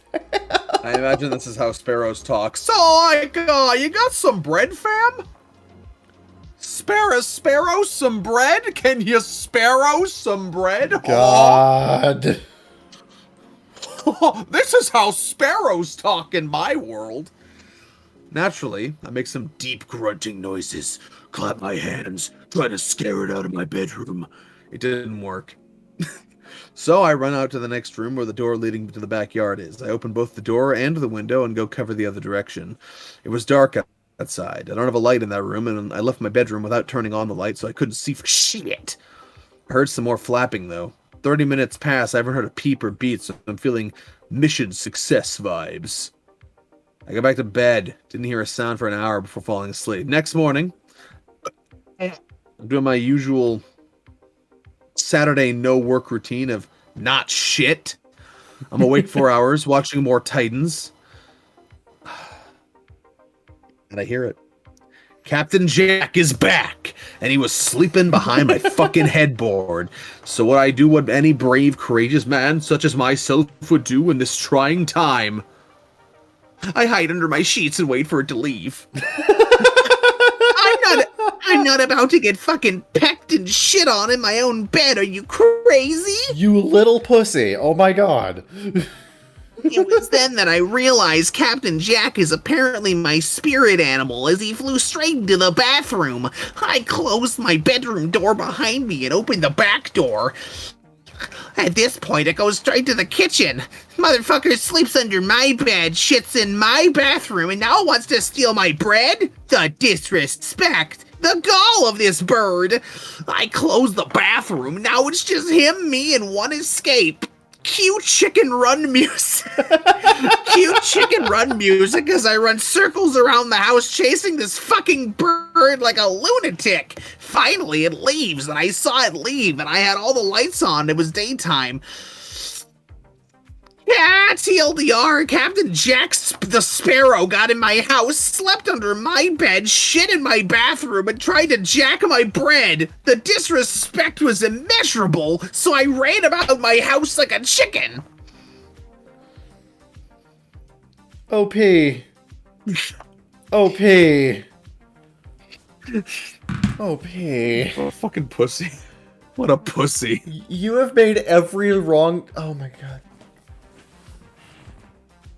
Not only do you watch Titans, Yeah. but you do this shit?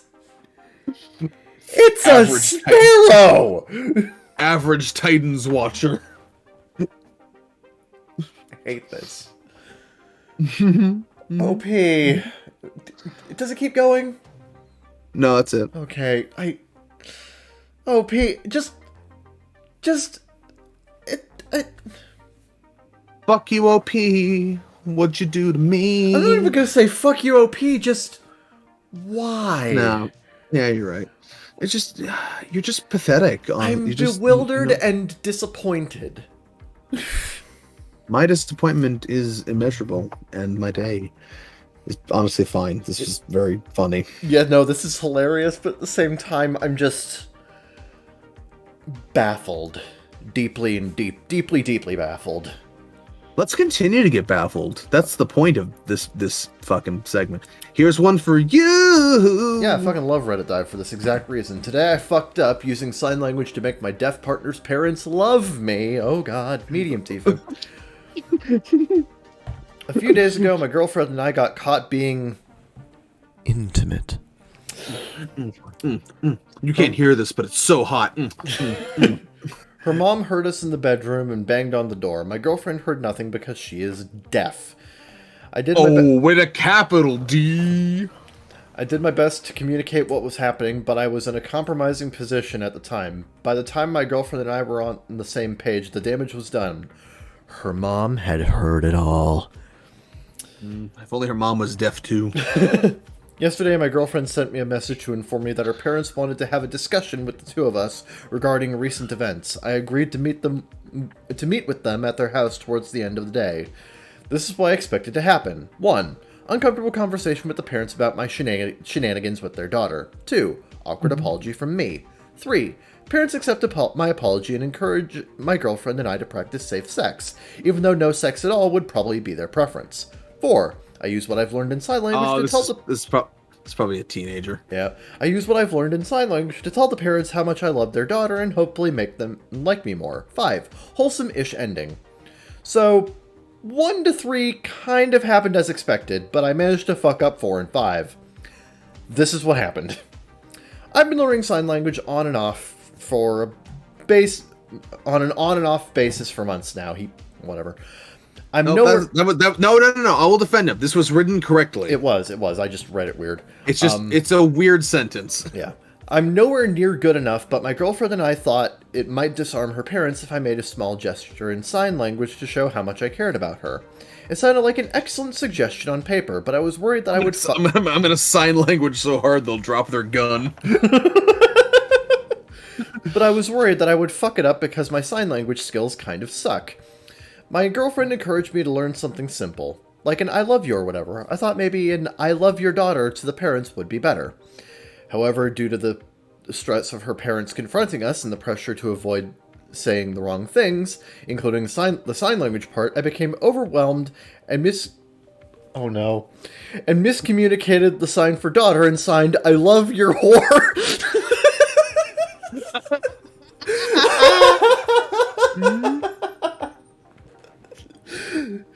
I knew the sign had something to do with touching the side of the cheek or chin, so I did what I thought made sense instead of aborting the mission when I forgot the fucking sign. Instant regret. My girlfriend buried her face in her hands.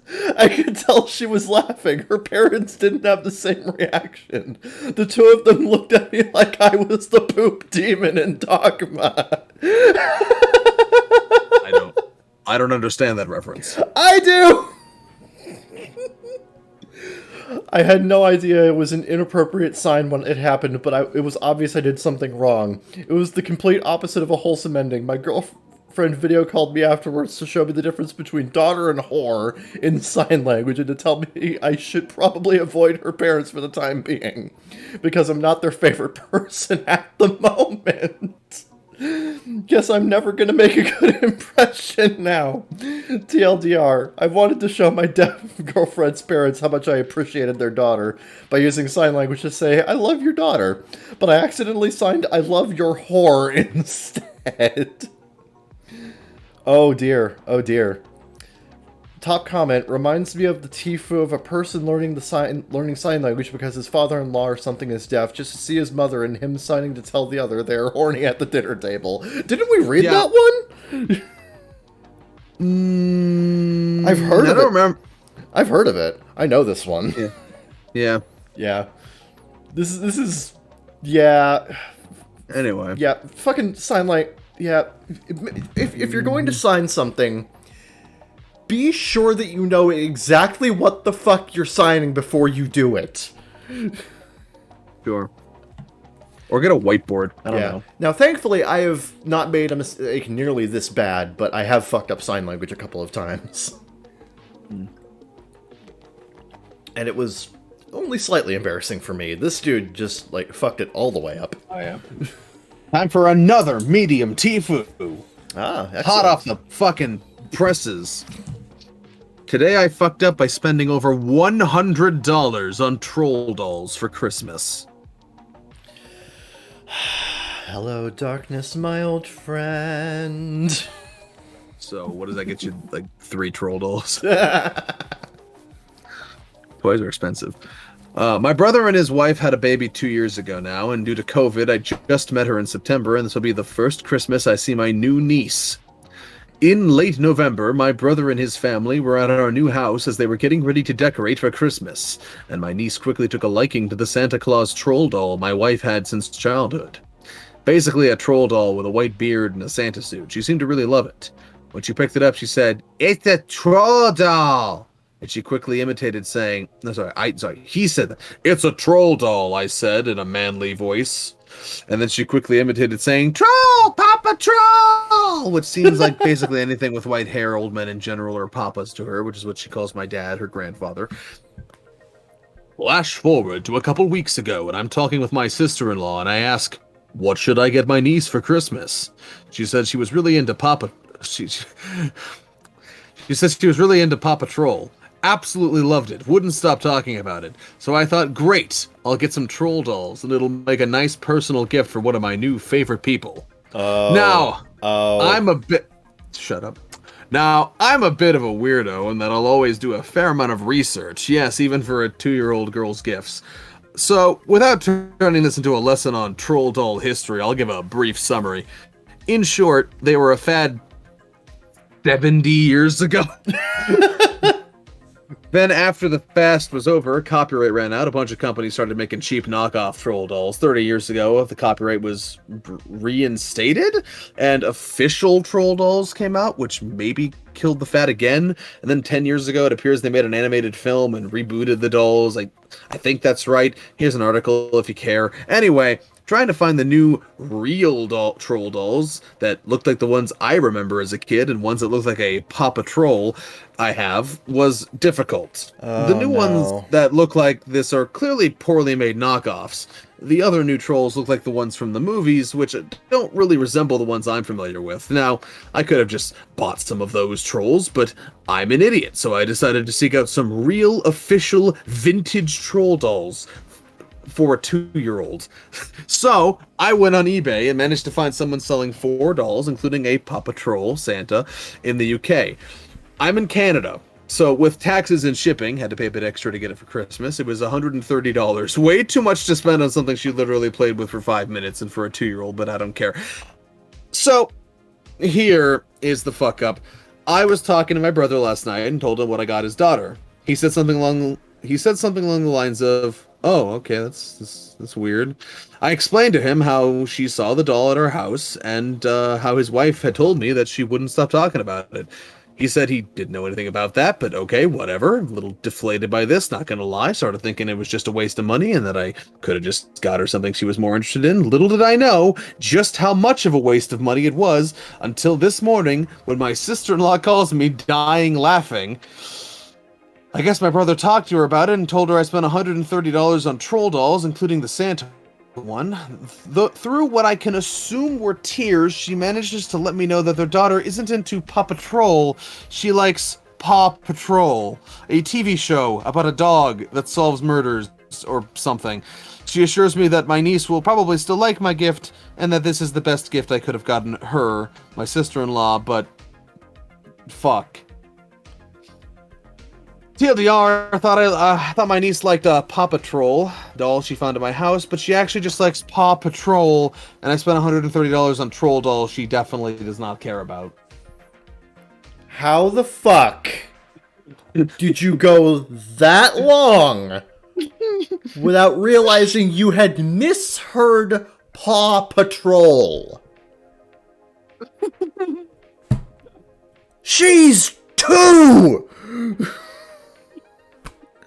Oh my god! You don't understand, Kevin. Paw Patrol sounds a lot like Paw Patrol. OP, I want to know your location. I just want to talk. I love how he describes Paw Patrol as a TV show about a dog that solves murders or something. Yeah. And everyone in the comments is like, you mean Scooby-Doo? Damn it, I said it! Oh, we said we weren't going to talk about Scooby-Doo anymore. You! God damn it, Reddit. Now I gotta punch myself in the face. Hold on. Ah, that fucking hurt. Ow. Oh, how to feel that. Ah, I'm gonna feel that later. Ow. Oh, how the turntables. God damn, Reddit gaslit me into saying Scooby-Doo. Oh. Wow, that went better than I expected. Oh yeah. I'll find one for you. Yes, please. Here, I think you can relate to this. Today I fucked up by trying to go to Waffle House. Medium. Medium Tifu. This happened a couple hours ago and no news info has been posted. But I will as it becomes available. The main part took place over the course of around 30 seconds. Oh boy. It's like an episode of 24. What the fuck? A couple hours ago, I was driving around the city I live in, trying to find a place that was open so I could eat a late dinner. I tried the Waffle House that was closest to my apartment, but it was unusually busy. I then decided to go to the other one about a mile down the road. This Waffle House in particular always tastes better anyway. After a few minutes, I make the turn and see two guys in the parking lot and don't pay them too much attention, as the only thing on my mind was a mediocre all-star special with bacon and hash browns. Hey, all-star special's fucking bussin'. Mediocre. As I pull into the parking lot, I see a crowd of people inside and quickly realize they were separating a fight. I, not being from the South, thought I knew the stereotype existed, but holy shit, I never thought I'd see one. I had never been one to let a rare moment pass me by, so I put my car in park, fully anticipating the fight to end momentarily. I decided to wait it out. Then more punches started being thrown and a full-on riot breaks out. The thought of ignoring the angry bad decision fueled brawl, and going in and ordering crossed my mind. That thought ended about 5 seconds later when I looked to my right and saw the two who stepped outside had started their own scuffle outside. Defeated and hungry, I decided no $10 meal is worth going to court as a witness, and put my car in reverse and backed out of there. As I was waiting for oncoming traffic to clear so I could make a left turn, a single cop car pulls up in an attempt to mitigate the disaster. And I then hear the cop yelling at the two people outside as I pull away from the chaos.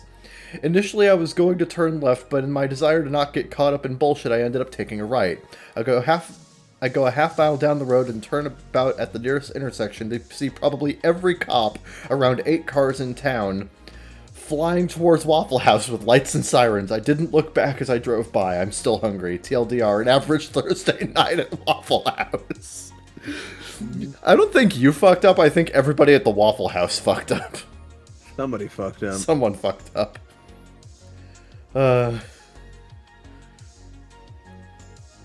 Yeah, there are only 3 comments here.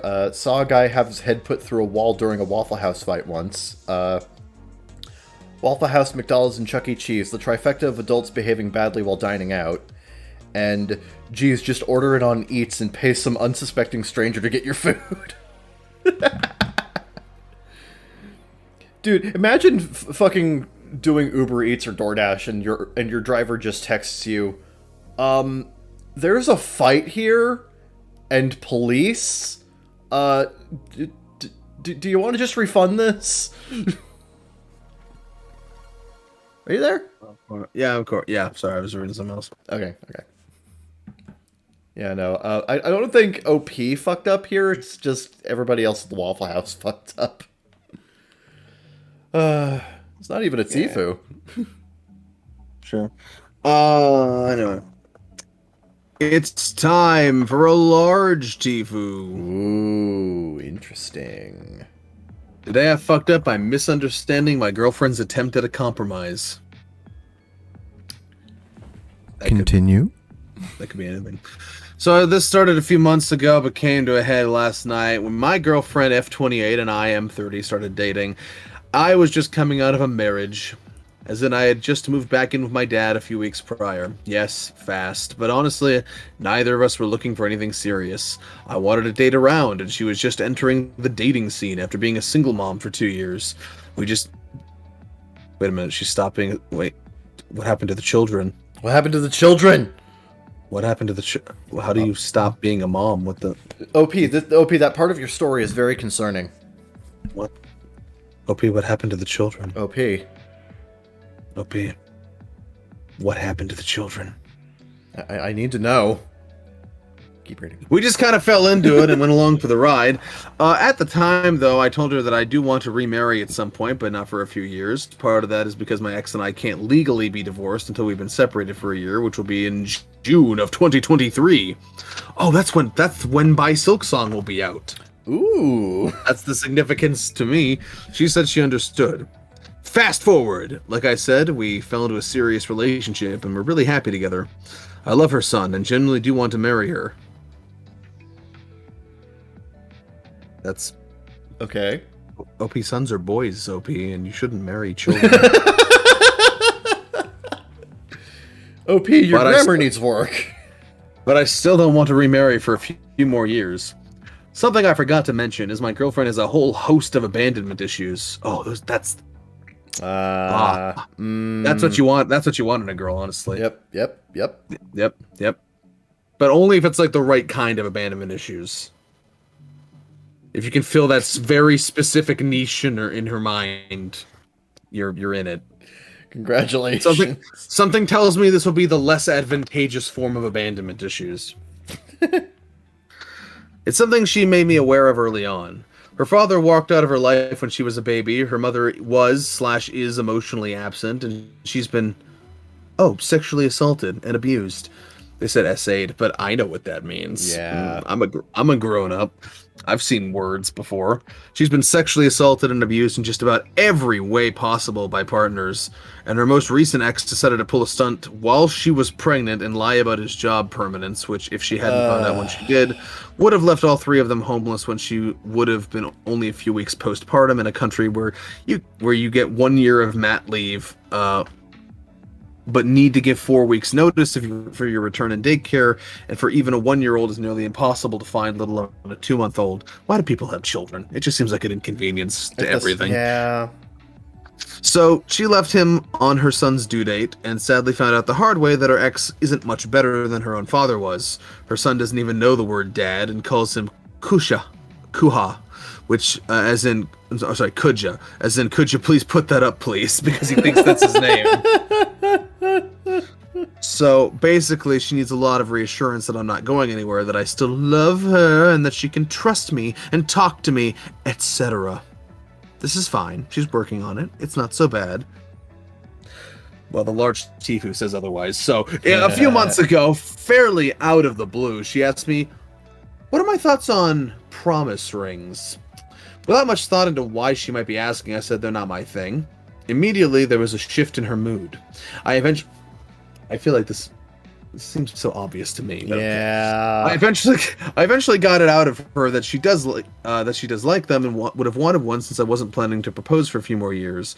But now that she's had to explicitly tell me that, it wouldn't mean the same, because she feel like I was doing it because she got upset about it. The games we play. Last month, we found out she was pregnant. We were ecstatic. I don't know why I said that. We want a baby. But I didn't think I could have one without going off on some meds. Off of some meds. I'm just imagining him punching meds into the ground. I'm going off on these meds!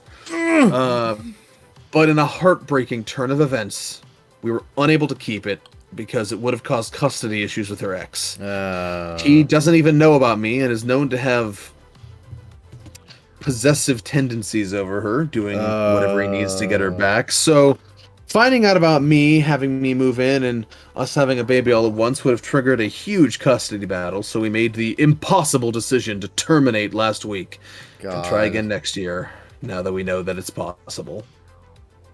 Yeah, this was the wrong kind of abandonment issues. This is too much baggage. Yeah, holy shit. I'm not saying you deserve to be unloved. I'm just saying I would not be the one to do it.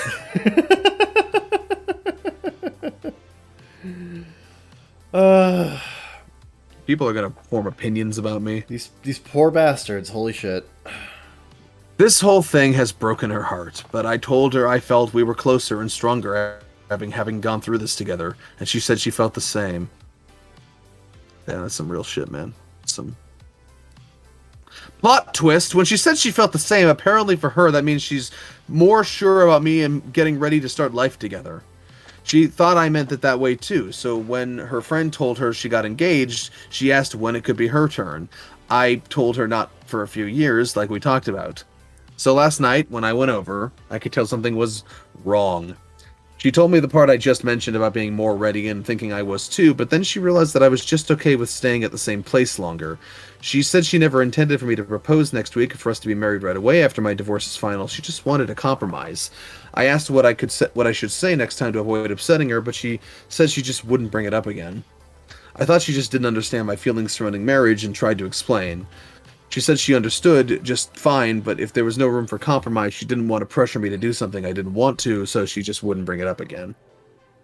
I got upset thinking that she was just being moody about it. I told her we were going to plan to move in together and have another baby and go on vacation, and she broke down saying those are just words now and doesn't really help. That everyone's always made her promises but never follow through, so words don't mean anything to her without steps. After some back and forth, it clicked. She wasn't the one who was misunderstanding me. I was misunderstanding her. She wasn't pushing me to get married sooner. She just wanted something concrete. Yep. A promise that wasn't just words, steps. Then I thought back to the promise ring conversation and realized that was her attempt at a compromise, and I so ruthlessly shut it down in 5 words without even thinking about why she might be asking. This was confirmed a few minutes later when she said that's why I asked about promise rings that one time. I thought it was a compromise. I could have the promise, and you could avoid feeling like you were jumping from one marriage to another without a break. So, fuck, I'm stupid. OP, your life is an art house drama. Yeah, when's the theatrical release? When's this getting released on Netflix? I'll bring the popcorn. And bust a sherry. Maybe we can watch it with the commentary. It's just, some people's lives are complicated. There are so many levels of dramatic misunderstanding happening here. It's, oh god, OP, no. Oh no. I don't meet people. I just stay inside, play video games. Watch anime, talk with the people you podcast. already know. Yeah. There's so much less drama in my life because of it, honestly. Yeah. I'm not saying it's perfect. I'm just saying I think I've avoided some very large pitfalls for people my age. It's how it is. Anyway, that's a fuck up. Good luck with that. Yeah, best of luck, my good buddy, because holy shit, I can't help you. I don't know who can. Yep, yeah, it's, Pray you can salvage this.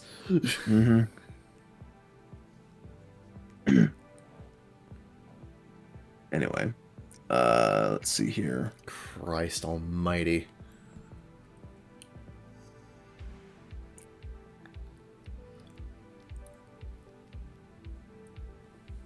Oh boy, oh boy, oh boy, oh boy, oh boy, oh boy. Can't even with this. Yeah. Didn't really have much saved. And honestly, fuck all this, honestly. Let's just go to the lightning round. Okay. It's the lightning round. This is where we go to unpopular opinions and find some unpopular opinions. Are these opinions popular or unpopular? Do we agree? Do we disagree? Will you make it out alive? Have I done that joke before? Yes. Did I forget I did that joke before until I already said it? Yes. Let's find out. Anyway. Unpopular opinion, YouTube is the best way to listen to music. Spotify is a waste of money. No. No. It serves very different. It serves a very different use case. It does. Mm-hmm. Like, ultimately, it really just comes down to, like, your own personal usage.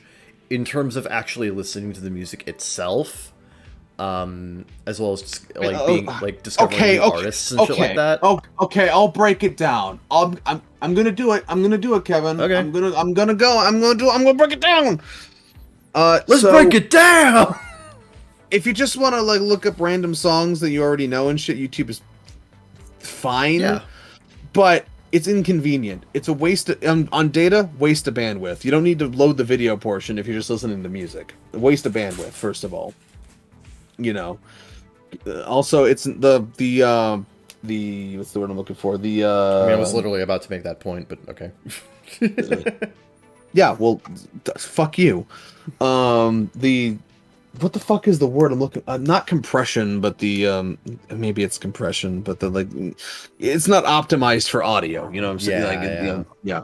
So there's that as well. But also, YouTube is fucking terrible for, like, discoverability of music and, like, finding new shit, because it's only going to recommend you shit that you've either listened to before or shit that's very, very closely related to shit you listened to before. So, like, super adjacent, yeah. Yeah, whereas Spotify is built for discovering new music, and it's built for organizing music into playlists and things like that. The enhance feature is really good. It's meant for music discovery, particularly with premium. It's a lot higher quality streaming. I pay for Spotify Premium, and for how much I use it, I think it's a worthwhile investment.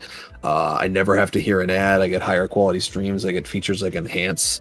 It's which is basically just auto recommending shit, but like it's like uncannily good at it depending on the genres. Like it's just it's easy on the mobile data. Like it's a vastly different use case. I guess if you just know everything you want to listen to and you're just sitting at a desk all day, YouTube is fine. But for so many other use cases, Spotify has a much better place. Oh yeah. Yep. Pretty much. Yes. Yeah. Let's see here. So yeah, you're factually wrong, OP. Sorry. Unpopular opinion: retail should be closed December 23rd to 25th.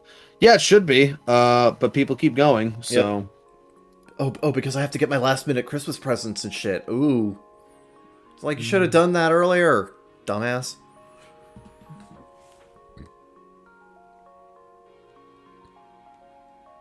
Yeah. Anyway, so I was reading something to see if it was interesting. It was not interesting. Okay. Okay. Somebody said unpopular opinion: chocolate and orange don't go together. Fuck you. You know what doesn't go together? You and the upvote button. For somebody, yeah. You're gonna bring up somebody said that like last episode. I'm pretty sure they did, and they were wrong. Yeah. Too. Yep. It was gonna. Yep. Mm-hmm.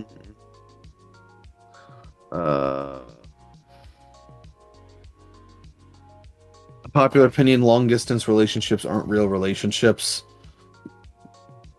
No. I mean, no. I mean, they have different problems, and they have different benefits. You know. Yeah. So there you go. Unpopular opinion: if you close your windows on a plane, you're a psychopath.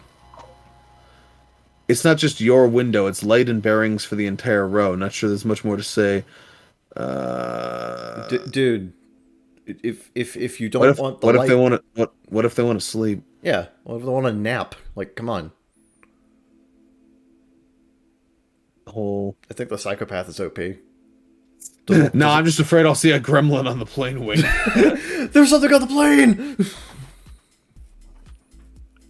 Let's see. Unpopular opinion: the wafer of the Oreo is far better than the cream. No. Unpopular opinion: I like turbulence on a plane. Okay. weird, but okay. You should go on the mechanical bulls outside of grocery stores. The rocking horses, Yeah. whatever. The rocket ships. Unpopular opinion, walnuts are much better than pecans. On their own, sure, I think pecans are more versatile. Yeah, yeah. But like on their own, if you ask me what actual physical nut by itself I'd rather eat, I'd rather eat walnuts. But pecans, I think, are more useful in desserts. I agree. I agree. Unpopular opinion, I can't stand jeans. I used to have the same problem until they started making like the softer more elasticy jeans. Yeah, Like yeah. Like old denim, I don't really like that much. But like the newer stuff, that's a lot more flexible. I do like that stuff. yeah, like the more flexible modern denim is perfectly fine. That's nice. It's just older denim and like that kind of shit. I fucking hate that shit. Like I can agree on that one. Mm-hmm.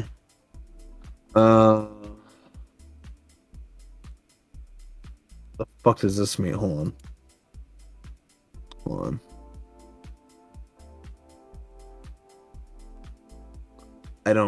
Okay, I don't know what that means, so never mind. Okay. Unpopular opinion, there's nothing embarrassing about buying replica items. Sure. Yeah, sure. Unpopular opinion, Tesla drivers are the new BMW drivers. Damn it, Sure. it's a car question. We should have had Sarah in here. Yeah. Oh well. Ah, well.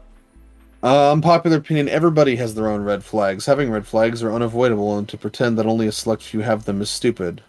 Well, red flags are in the eye of the beholder, so... Red flag. Yeah, thanks, buddy. Yeah. No, I'm saying that's OP. Oh. Yeah. You're beholding the... It's all subjective. Yeah. I don't care. What is a red flag to you may not be a red flag to somebody else. And problems for one person may not be problematic for somebody else. It's very subjective. Don't read too much into it.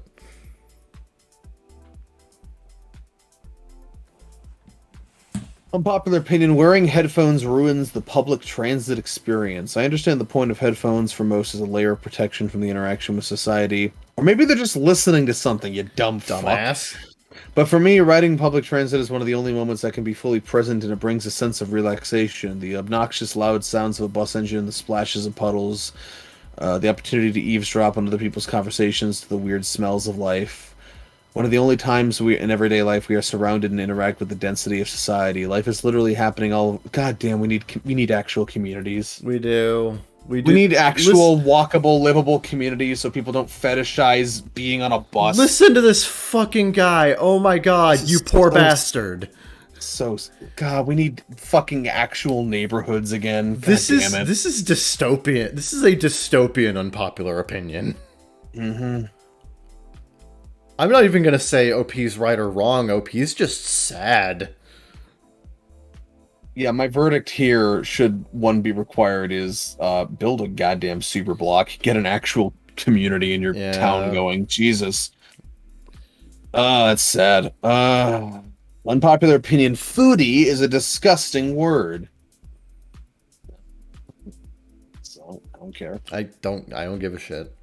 Unpopular opinion, the Simpsons movie stunk. That's alright. It's alright. It's pretty good. It's pretty good. I had a good time with it. It's fun. Yeah, it's good. It has Bart's penis in it. Yeah. Unpopular opinion, I hate couples who always bring their significant other. Well, some people like doing things together a lot. Yeah. Sorry. It's called a... No, I mean, like, I understand, like, it can be annoying, it can I guess, be. But, I don't know. I feel like,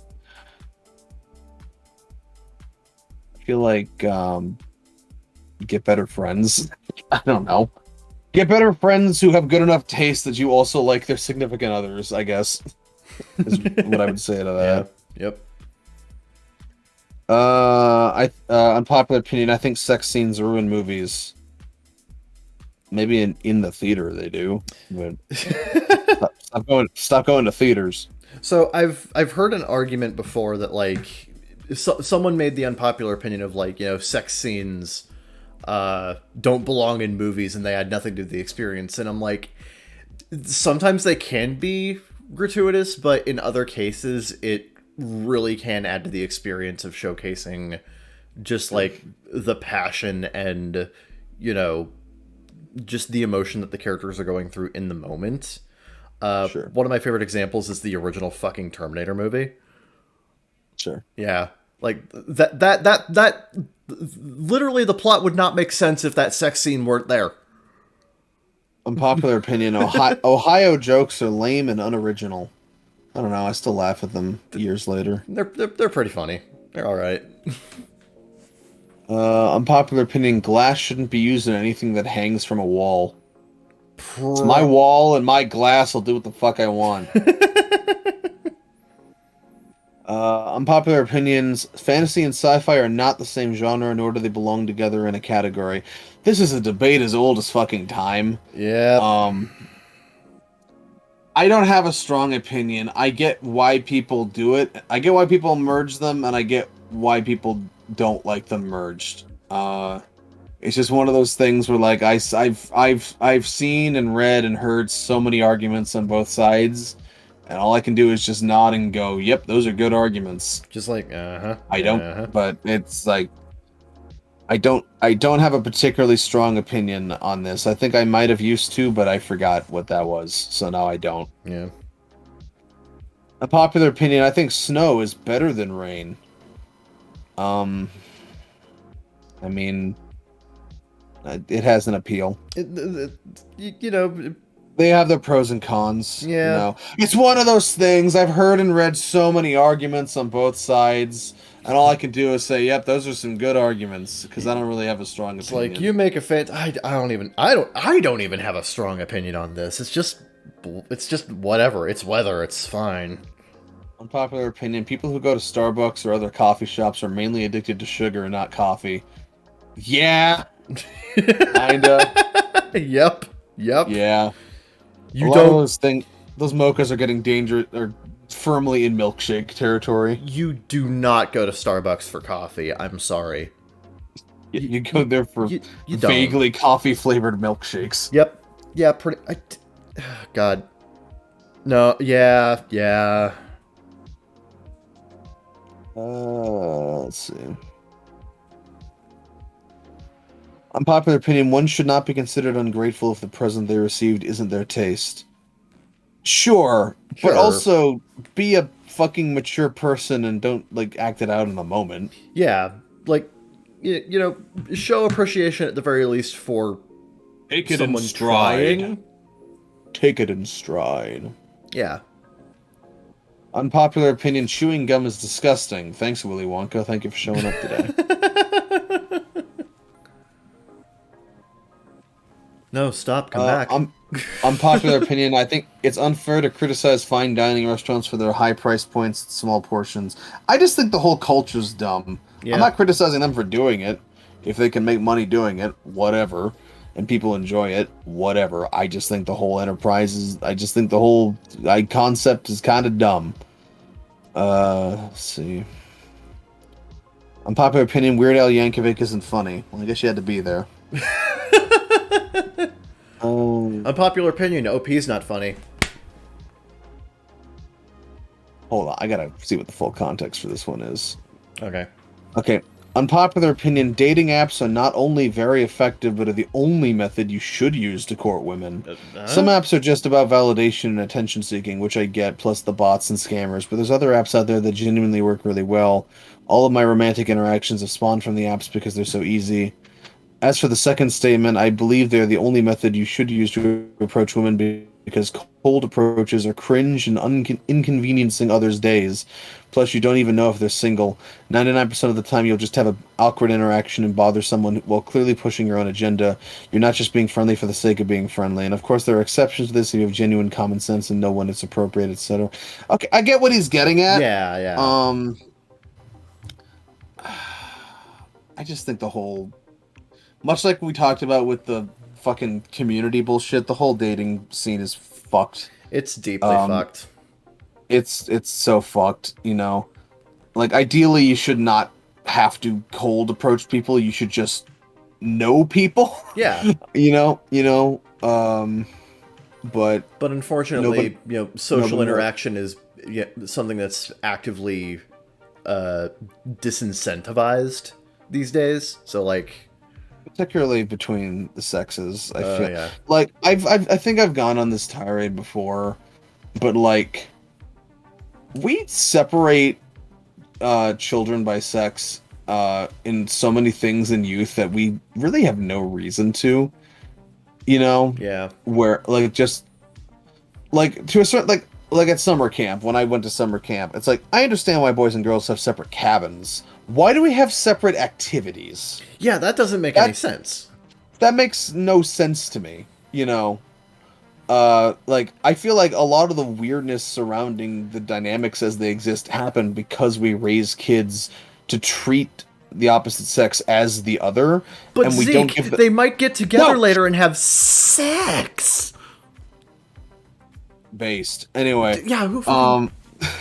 God. But well, my thing is, that's like, I think a lot of the weirdness in treating and like treating the other objectifying the other gender or whatever, or like putting them on a pedestal, whatever fucking weirdness goes on, I think a lot of it is because they don't have that opportunity to get used to each other in childhood, so they grow up with this isolated mindset incubating, and like, when you don't have that familiarity, I think a lot of weird shit happens. Like, I think I was actually very fortunate, because when I was a young kid, I went to like daycares and stuff that had like a lot of like boys and girls, like, so I got very comfortable with either, and learned to like respect them as people because I learned from that young age. But when you're so isolated like that, I just feel like we do a lot of segregation and isolating in this regard, and I think it's having wholly negative effects on society. Yeah. I think boys and girls should play together, and grow up together, and I think that will solve a lot of weirdness in the courtship scene. Absolutely. Mm-hmm. Yeah. Anyway. Yep, I'm with you on that one. Yep. All right. Unpopular opinion: I like it when brands are self-aware. Me too, but you can do it badly. Yeah, you can do it well and you can do it badly, and like. Anyway, unpopular opinion: slow drivers are more dangerous than fast drivers. Did Sheridan write this one?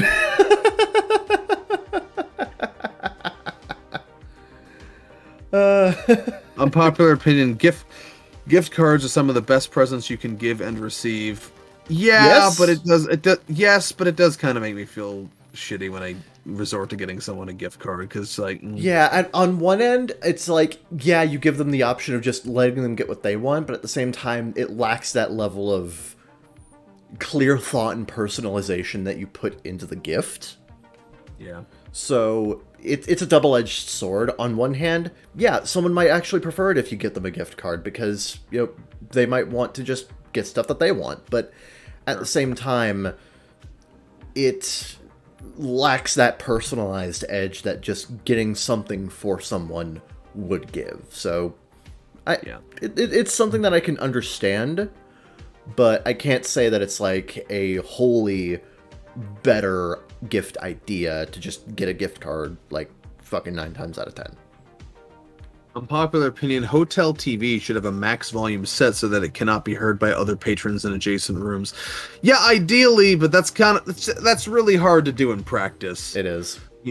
Because every TV is different, every wall is different. Mm-hmm. Yep. Like, this is good luck great idea. Good luck enforcing that. Every hotel is personalized. Oh, don't we wish? Don't we wish? Don't we wish? Oh, here's an interesting one. Unpopular opinion: Thanksgiving should be in February. You're seeing family in a month anyway. The current system of having them back-to-back months causes stress and tension. It can be a feast to celebrate making it through winter, having bounty during winter, etc. A holiday in February would be helpful to alleviate the dread and darkness of late winter in January, February. It's made up bullshit anyway. Who cares when it is? Hold on. Let him cook. I don't know. It's like, I don't know. February's already got a holiday though, so like I don't know. Yeah, yeah. I kind of like it where it is, but also I don't travel. If I traveled, I might find this more. If I traveled or I had to accommodate people in my own house, I might feel this more strongly. Yeah. But like for me, I don't care that Yeah, much. yeah. Would you really want Black History Month to overlap with Happy Colonialism Day? It's also like fucking it's like I guess it's just we don't make a huge deal out of it. Like it's just a Yeah. day where we eat dinner slightly earlier. Pretty much. And You know, you know, it's got a little bit more pomp and circumstance, but it's really just a big dinner. Yeah. Yep. Unpopular opinion: cranberries go well with rice. Never tried it. Interesting. I'm kind of imagining it in my head, and OP might have a point. Rice goes well with most things. It does. Right? God, rice is just such a versatile food. Mm-hmm. No wonder the Japanese love it. Oh yeah.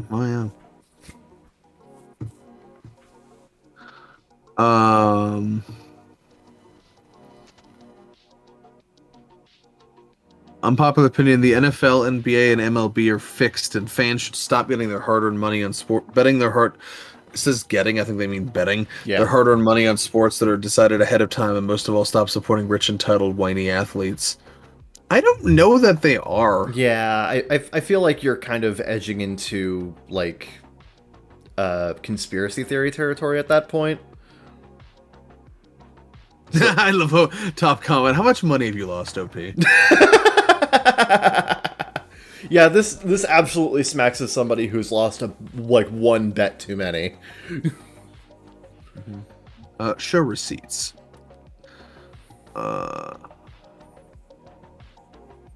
It's like the entire thing is rigged to make me feel inconvenienced specifically. Like, come on.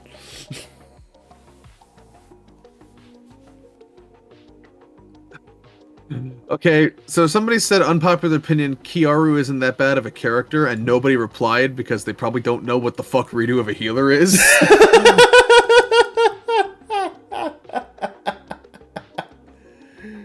So, I don't have the wherewithal to actually answer whether this is true or not. I just think it's funny that we know what that is, but nobody on this subreddit knows what the fuck that means. That is very funny. I love when people post about extremely specific niche drama on unpopular opinion because nobody fucking knows what the hell they're talking about. Yeah. Here's an interesting one.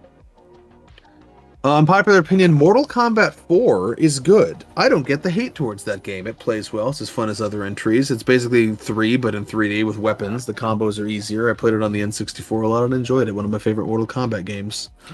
Yeah, I've actually heard some people go back to Mortal Kombat 4 and look at it a lot more favorably compared to like the a lot of the 6th generation Mortal Kombat games. Like, Sure. Yeah. So yeah. I can understand that.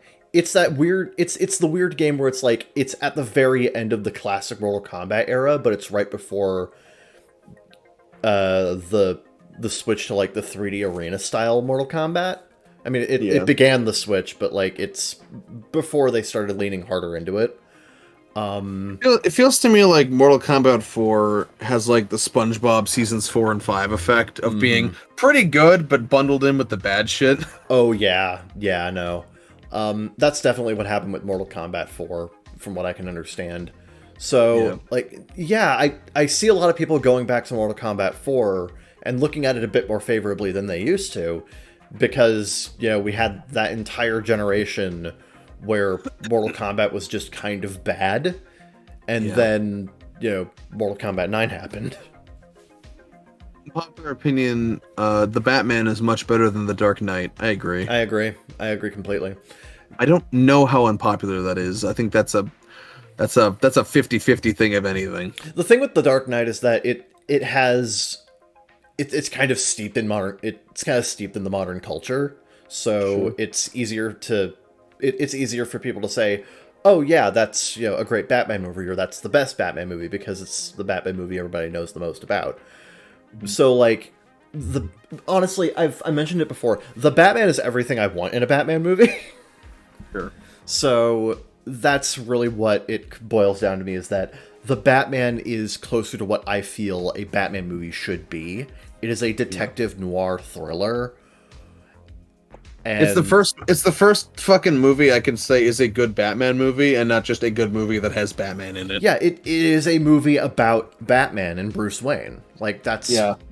There are other good live-action Batman movies, but they're not good Batman movies. They're just good movies with Batman. Yeah. Yeah. So but anyway, we have a whole episode about that. Go watch it. Yeah, absolutely. But no, yeah, I agree. Yeah. Unpopular opinion, I don't think Microsoft Edge is really a bad browser. It's not, but here's the thing. People generally only use one browser. So we can acknowledge that there are multiple good browsers, but everyone's going to pick the one, and very few people pick Edge because it doesn't really have a whole lot over its competition. Yeah, it's just kind of doing the same things that the other people are doing, just with a Microsoft branding. Yeah, it has replaced Internet Explorer for all intents and purposes. it's fine. I'm sure it's fine, but like other services have things over it, so that's the one they go with, and everyone only really uses one browser. So yep, there's not a lot of like room in the conversation for like just a good browser. Yeah, if you're not doing something that makes you the best in someone's eyes, then people aren't going to use you. Anyway. Unpopular opinion, D&D players put absolutely no effort into scheduling. Yeah, that seems to be a consistent problem I've noticed. That can happen. That definitely can happen. It's very common. Tabletop is for unemployed people, honestly. Yep. You have a job, don't even bother. Yep. Let's see here.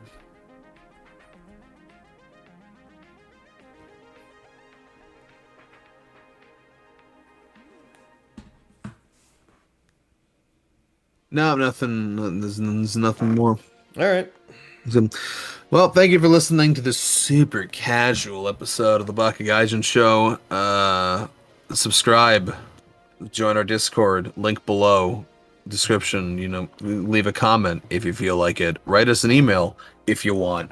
bakagaijinshow@gmail.com. Follow us on Twitter @ZeekFreak, @CCharmanderK, and even if you feel like it, @Sarajin I'm sure he'd appreciate that. Oh yeah. Yeah. We're watching Clover. It's probably out. We're watching Cloverfield on Monday. We have movie nights every Monday. Assuming everybody's available. Yeah, and not sick. Yep. So yeah. So stay tuned for more fucking content. Watch Kevin's fucking Bumblebee video. We'll see you next week. Thank you. Zeke Freak out. Ciao for now. They tell me that I'm never gonna make it. They want me to do something that could make sense. They hate when I keep dreaming I'll be famous, but I don't give a fuck, I'ma keep chasing. I got all this potential that's deep inside of me, but they hate when you're successful cause they try to be. They sit there being judgmental because you're trying things, and they just want you to settle and do the right thing. So get a good job, don't slack off. Wake up every morning, make a good impression on your boss. Don't do anything that I wouldn't do, and when you're making money, make sure you don't spend it too soon. Fuck that, I'll do what I wanna do. I got a different path from everyone, and that includes you.